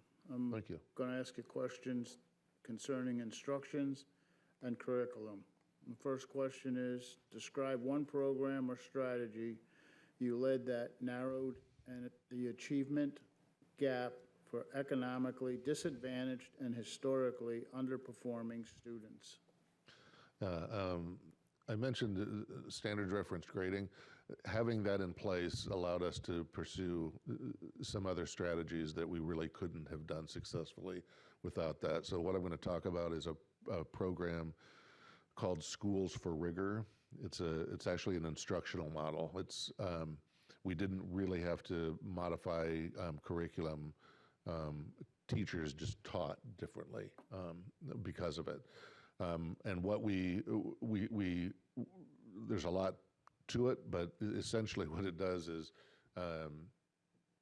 it takes teachers out of the way of the students learning, and they're not standing in front of a group of students in rows, but they are creating tasks, rigorous tasks that all of the students are engaged in small groups. And when you see this in action, and we had teachers that adapted so quickly to this, it made their job easier, but it made it so much more rewarding. And you could walk into a classroom and you couldn't tell which students were language learners and which students had IEPs. You certainly couldn't tell who was rich or poor. And what we saw was there was a research study that I hope you had access to in my application materials. There was a link to it, but I can certainly provide it. A peer-reviewed research study that illustrates it very, very clearly. But we were seeing in high school, for instance, the students got the equivalent of an additional 47 days of instruction in a 180-day instructional year because of the magic, it felt like magic to me, of the Schools for Rigor model. We used it K-12 across content areas.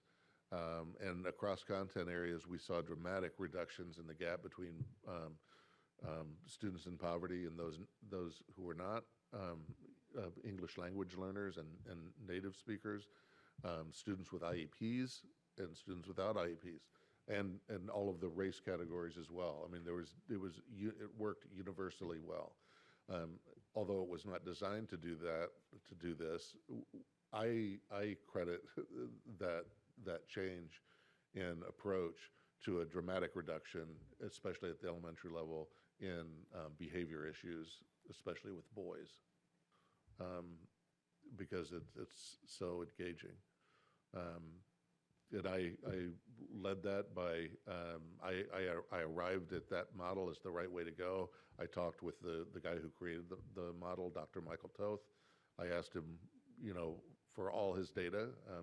They had implemented in about 6 different schools, individual schools, not full districts, around the country. I got my chief of schools and chief academic officer to meet with he and I.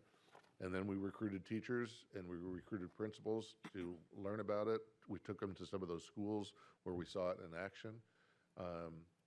And then that first year, we asked for volunteers, for schools to volunteer to participate.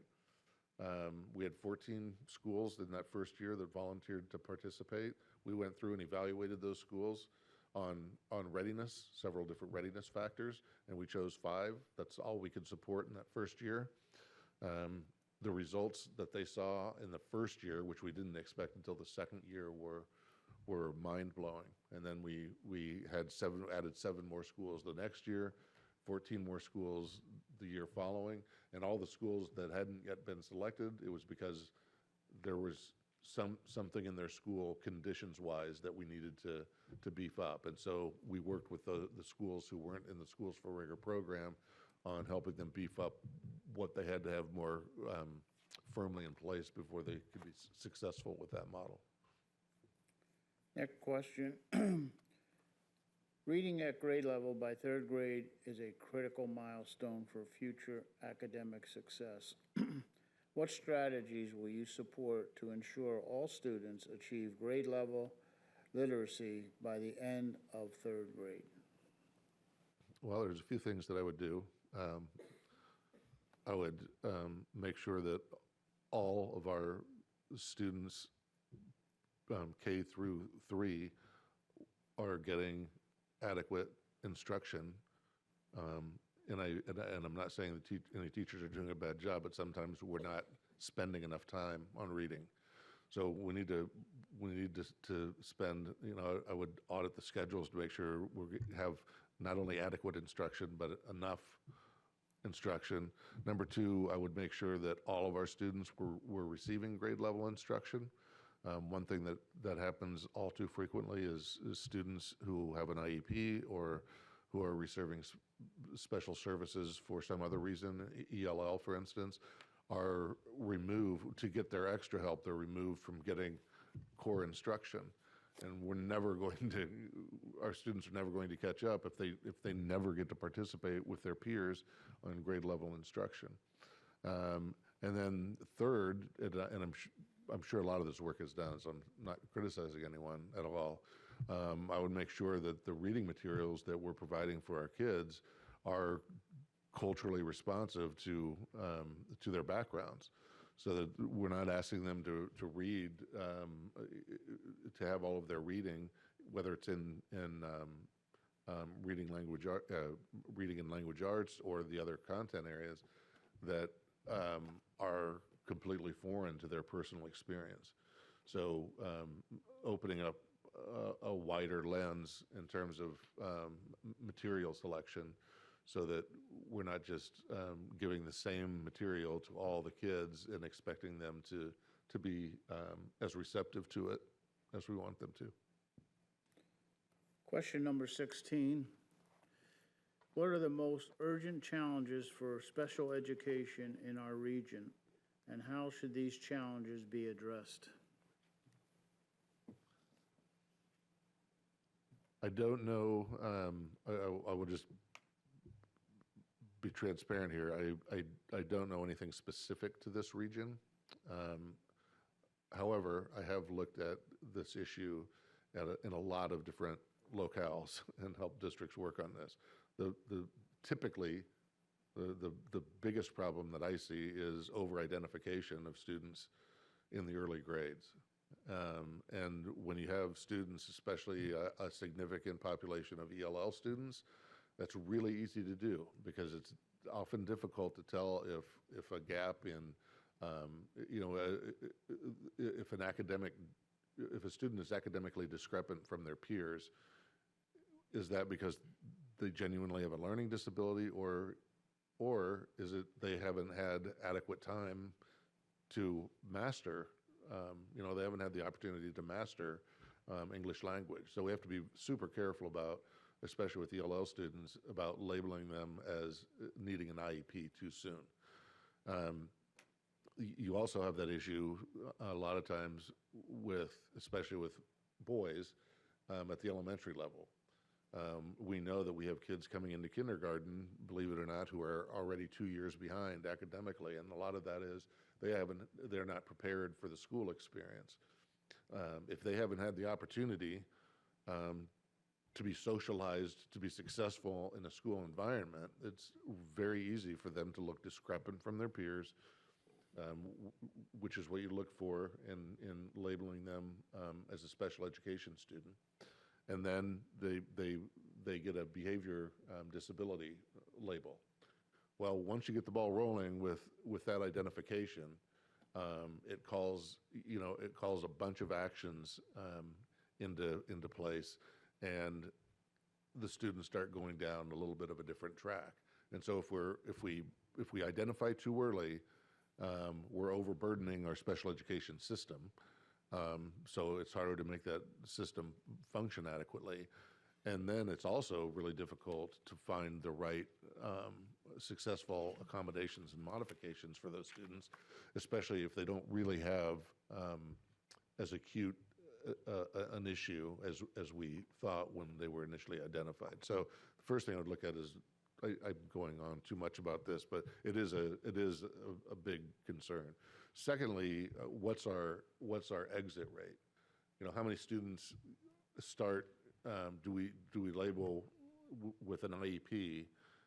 What percentage of those students are we exiting from the special education program before they graduate?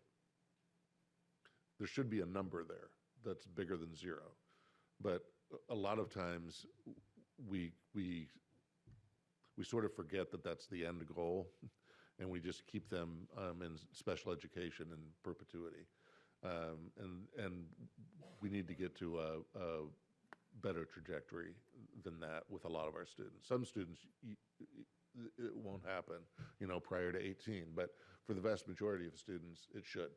So we need to look at our exiting strategies, and then we need to look at programming. And again, this happens at middle school just like it does in elementary. We expect kids to become less discrepant from their peers, and we do that by pulling them out into small group instruction with other kids who are discrepant from their peers, and they don't get adequate time to see grade level learning modeled for them or to even have genuine exposure to it in the first place. So those would be the areas that I would look at really closely. Thank you. Okay, good evening, Dr. Ahart. My topic is finances. All right. Please describe your experience developing and managing budgets, including the largest budget you've overseen and the strategies you use to maintain the budget. Yeah, so I oversaw a budget of about $600 million annually. My biggest strategy, there's two things that go into this. The first is I work really closely with my CFO to do accurate projections out 2, 3, and 5 years. And they're never perfect, but we got really good at being able to predict what our circumstances were going to be. And then having the discipline to, if it looks like maybe we can spend more this year, being disciplined enough not to do that if we don't need to, so that we don't, in the third year, come to a funding cliff where we have to do drastic cuts.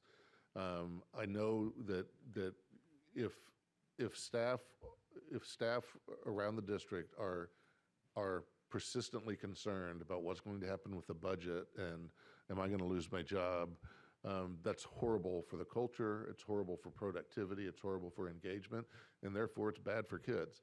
So my first rule of thumb is let's keep things as stable as possible, as predictable as possible. If we have to do if we know we're going to have to do staff reductions in 2 years, let's start doing it now. And do it organically from retirements and resignations and not cuts. I cut staff every single year I was a superintendent, and not once did we issue a pink slip. We tried really hard to make sure that people who were on our team and wanted to stay on our team got to stay on our team.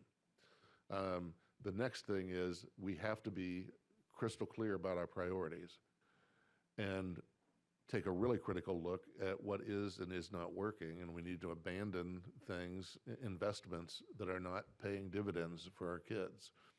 And so having a regular cycle of program evaluation is really important. So when we do bump up against a situation where we have to make reductions, it's not, we don't do the fail-safe, we'll do a 2% across the board cut. No, we're going to reduce spending where we're not getting a return on our investment. Another piece of that goes along with the facilities questions earlier is, are we utilizing our facilities as efficiently as possible? And are we using, the best strategies for energy efficiency? There's a lot of money, general fund money, spent on heating and cooling and maintaining schools. And there's a lot of ways to save dollars in that area that doesn't touch staff and therefore doesn't touch students, but improves conditions for students. So that's an area that we need to take a really critical look at as well. So my budget strategy is, number one, being absolutely clear about priorities. Two, get as good as I can at projecting 1, 2, 3, 5 years out and making incremental adjustments early rather than having to make big adjustments that feel devastating to folks and create that sense of instability. Okay, how would you ensure that our district spending is aligned with our priorities?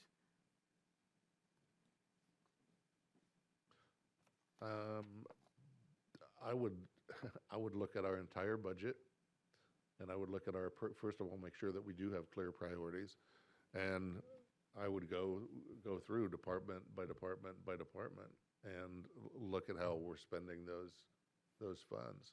And if there are places where we can modernize and improve processes so that we don't have to spend as much in the back office, we need to do that. One thing that I did spend on that I defend to this day was we had an internal audit office, and I grew that office from 1 person to 2, and we did a risk assessment every year, but also an alignment assessment every year, and everything over the period of 3 years. So you'd experience this wherever you were in the district at least once every 3 years. We're going through that with a fine-tooth comb.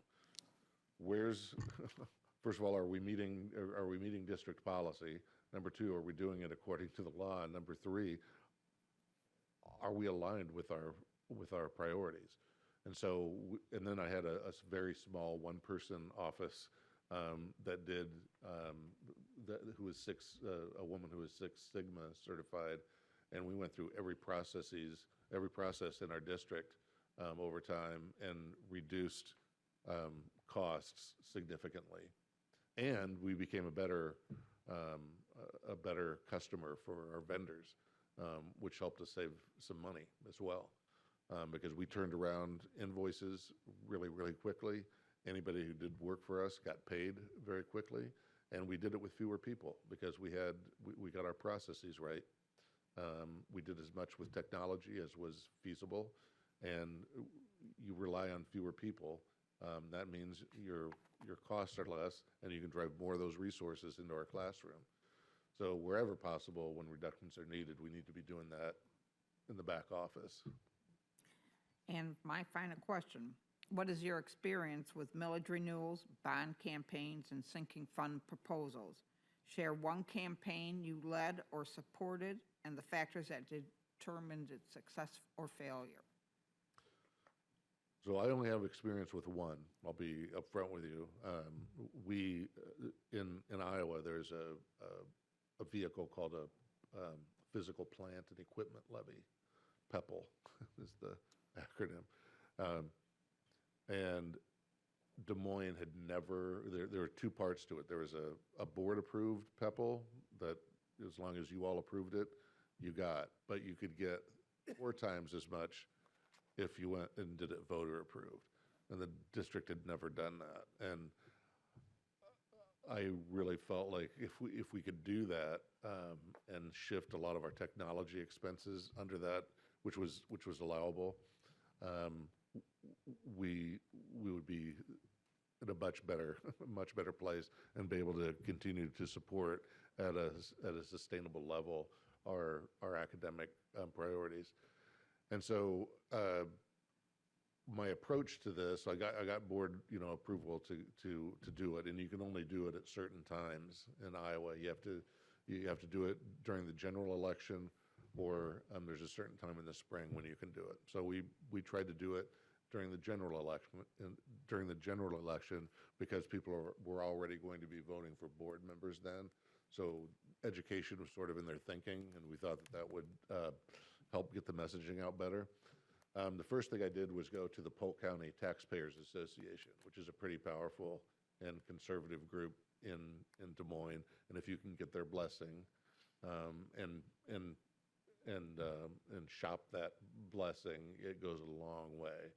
I then went to the Greater Des Moines Partnership, which is a sort of a regional chamber of commerce, and I was on that board, so it was easy for me to sell. Not easy for me to sell, but it's easy for me to get them to consider, publicly approving or supporting the voter-approved PEPL levy. And then the third thing I did was I promised I would lower the tax rate, the overall tax rate, if we did it, because we had a cash reserve levy, and what was the other levy that I had? Cash reserve levy was the main one. I had the ability to lower that, or my board did, and we could do that. We had built our finances to such health that I could lower that cash reserve levy and not suffer anything. And so I made that promise out loud. It was in the newspaper. It was in all the town halls that I went to sell it. And it was on all the printed materials that went out. And it passed by, I think it was a 73% approval. Dr. Ahart, just a reminder, you have 3 questions left. Questions for us, if you have any, and a closing statement, and 13 minutes. Okay. Thank you. All right. Good evening, Dr. Ahart. How do you work with building and district administrators to establish a high-performing team while balancing support, autonomy, and accountability? Provide us with an example of when you built such a team, including the specific steps you took to ensure success. Okay, so I talked a bit about the principalship and how important that role is, and and that's a role I would also say is very undervalued, broadly speaking. We ask a lot of our principals, especially our high school principals. But how I built community with my administrative team, which is hugely important, was number one, communicate with them very transparently. So I would, when we had the ability, we didn't always have the ability because space wasn't available, I would bring all of our administrators, and they could bring their teams with them. So each school would have 3 to 5 people, and we would do that once a month. And the first thing that we would do is I would just address them, and I would give them an update on where we're, and a lot of it focused on what was happening politically that was going to impact us. and then we would talk about budget as well. But I was always transparent and honest with them, always. They didn't always like what I shared with them, but they knew it was the truth. That was the first thing. Second thing was, like I said before, I would go out and see them and visit with them and listen to them, and I took notes on where we were dropping the ball. I also they also got surveyed. They got one survey a week. They were really short, and it would either be on HR, business and finance, custodial, food nutrition, technology, one of the support services. And we would have several of those for each department each year. And it only took them a couple of seconds to fill that out. And we kept track of that, and we reported out to them on that. And that was excellent data for me to use with my core team on where it is that we were dropping the ball.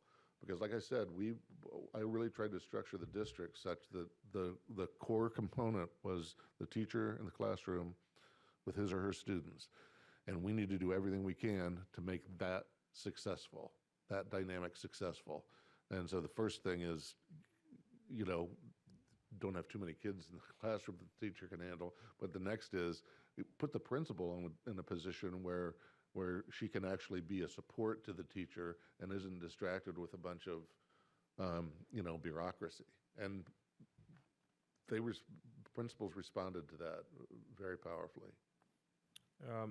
How would you assess the culture and climate of our district, and what steps would you take as superintendent to positively influence and strengthen it? Well, first thing I would do is, you can learn an awful lot by just walking around with your ears open and your eyes open. That's the first thing I would do. And if the district has any existing data from staff and from students, I would certainly take a look at that. I don't know if there's a culture and climate survey that's given on a regular basis. I feel very strongly that as the leader, I need to try to measure that and improve it, because going back to one of the issues that we're all facing, staff are at a premium. So we need to be creating conditions that are going to attract people and keep them. And then I make plans based on the data to specifically respond to what the data tell us, so staff can see improvement in the areas that they think are lacking. That's the short answer, which I need short here. How have you handled conflicts with labor relations or collective bargaining? Provide an example, citing your role in the outcome. I've done a lot of collective bargaining in different roles. As superintendent, I wasn't usually directly involved, although one year I was very involved. Again, our labor organizations are really important.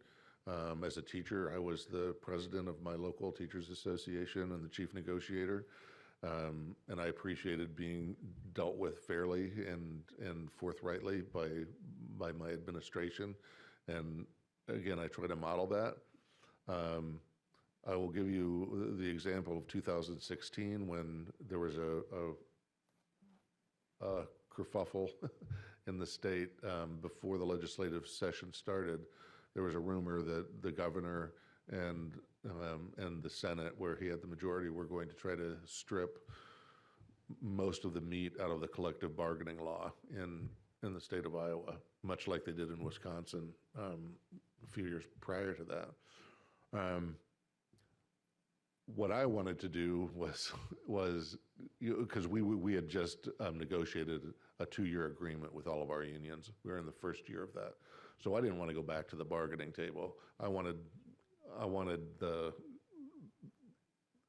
see what happened with the bill, and then prove to them after that they were still going to be treated fairly. Clearly, the unions didn't think this was good enough, and they wanted to go back to the bargaining table right away, because one of the facets of the law was it was going to go into effect immediately instead of July 1, like most legislation is, and that any agreement, once the current agreement expired, where in all the public agencies, schools included, each union had to recertify itself. So that was going to be a huge expense for them. And I had one union who wasn't sure that they would be able to recertify. My teachers union and I had a great relationship, and I agreed to sit down with them and renegotiate. My AFSCME unit tried to be really combative, which is sort of the culture of that union, I think, nationally. But I called up their head guy in the state. They said, "Look, I'm happy to do this, but just, play nice. You're in a pinch. I want to help, but let's make this, a positive experience for everybody." And so I told my chief HR officer, she was great, but I said, "I'm going to do this by myself because we have to do it really fast. And if it goes south, I don't want you to suffer from it." So I sat down one day with my teachers association. It was just me and their team. And we worked out a really positive agreement that extended the contract for the legal limit, which was 3 years. We already had 2 years, so it was only extending it by 1 year. And then I did the same thing with AFSCME. And then our third union was a collection of the skilled trades, and we already had a really simple way to determine their pay based on the federally posted market rate wage. So they didn't want to change that, and we didn't want to change it. So it was hugely stressful. And as it turns out, we negotiated those. I got them to a board meeting for approval. Our board meetings were on Tuesday. At the end of that week, the governor signed the law. So it had a very positive outcome. All right, thank you so much. One other thing I want to mention is we have 4 minutes and 26 seconds. So I'll give you the option to ask us questions. If you want to take a few minutes, we want to ask us any questions, or you want to do a closing statement based on the minutes left. I'll leave it up to you. Have I answered all the questions now? Yeah, Yes. we're done with the question. Yeah, you're done with the questions. We So got through 'em. we have would- 2 sections where you have an opportunity to ask us questions or have a closing statement. Well, I'm gonna take you up on both. I'll do my closing statement first, and that is, I've been a public educator for 35 years. I've seen a lot and I've done a lot. I'm good at my job, and I care about kids. That's my closing statement. 2, so my question for you all, because I think we'll only have time for one, is, so we're in April, right, of 26. So 3 years from now, in April of 29, as a board member, where would you like to be? Where would you like Dearborn Public Schools to be? What would be different based on the leadership of the new superintendent? Trust, sir. For me, and I think, is my mic on? For me, and I think I probably share this opinion with some of my fellow trustees. By then, we should have gotten very much into and really know where we're going for the next 20 years as far as our infrastructure plans and how we're going to be revising and rescuing a lot of our schools. And our literacy outcomes. We should be seeing a major improvement in that time. Those are the things that I'll be most concerned about in these next few years. Okay, thank you. I think from my end, and Trustee Zahra mentioned the proficiencies, bringing our kids to a place where it's highly acceptable proficiencies. At the same time, the infrastructure, we need to give them an environment where they could grow, where they feel comfortable. So it's really transformational. We have a really good district, but we have aspiration to be the best district. If no, you still have a minute and 50 if you want a question. If I can, if Oh, I go may, ahead, Trustee as Moon. far as in 3 years, definitely, we want to see our district flourishing with a new capital plan, building newer buildings for our students, especially that we're part of our facility master plan, which we just overshared to the public last Monday, was to have a special education center for our students who need it the most. So I hope by that time that I would see that construction of that building being done. And yeah, definitely a look at our proficiency, student proficiency. It's something that is so important that we want to move the needle. We want to follow, be an example, like how Mississippi is being an example of student proficiency. I would love for Dearborn to be that example as well. Thanks. Awesome. All right. Did you raise Is your there hand? time? Yeah.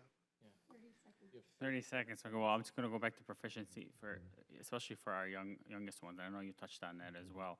Or that early education, preschool, whatever we can get there, preschool, focusing on there and getting students ready as early as possible.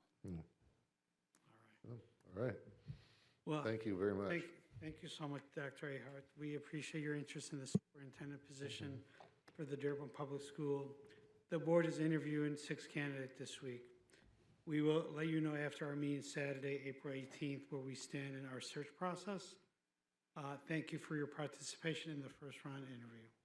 Thank you very much. I'll make a motion to adjourn the meeting. Motion. Second. Oh, they sent it to me.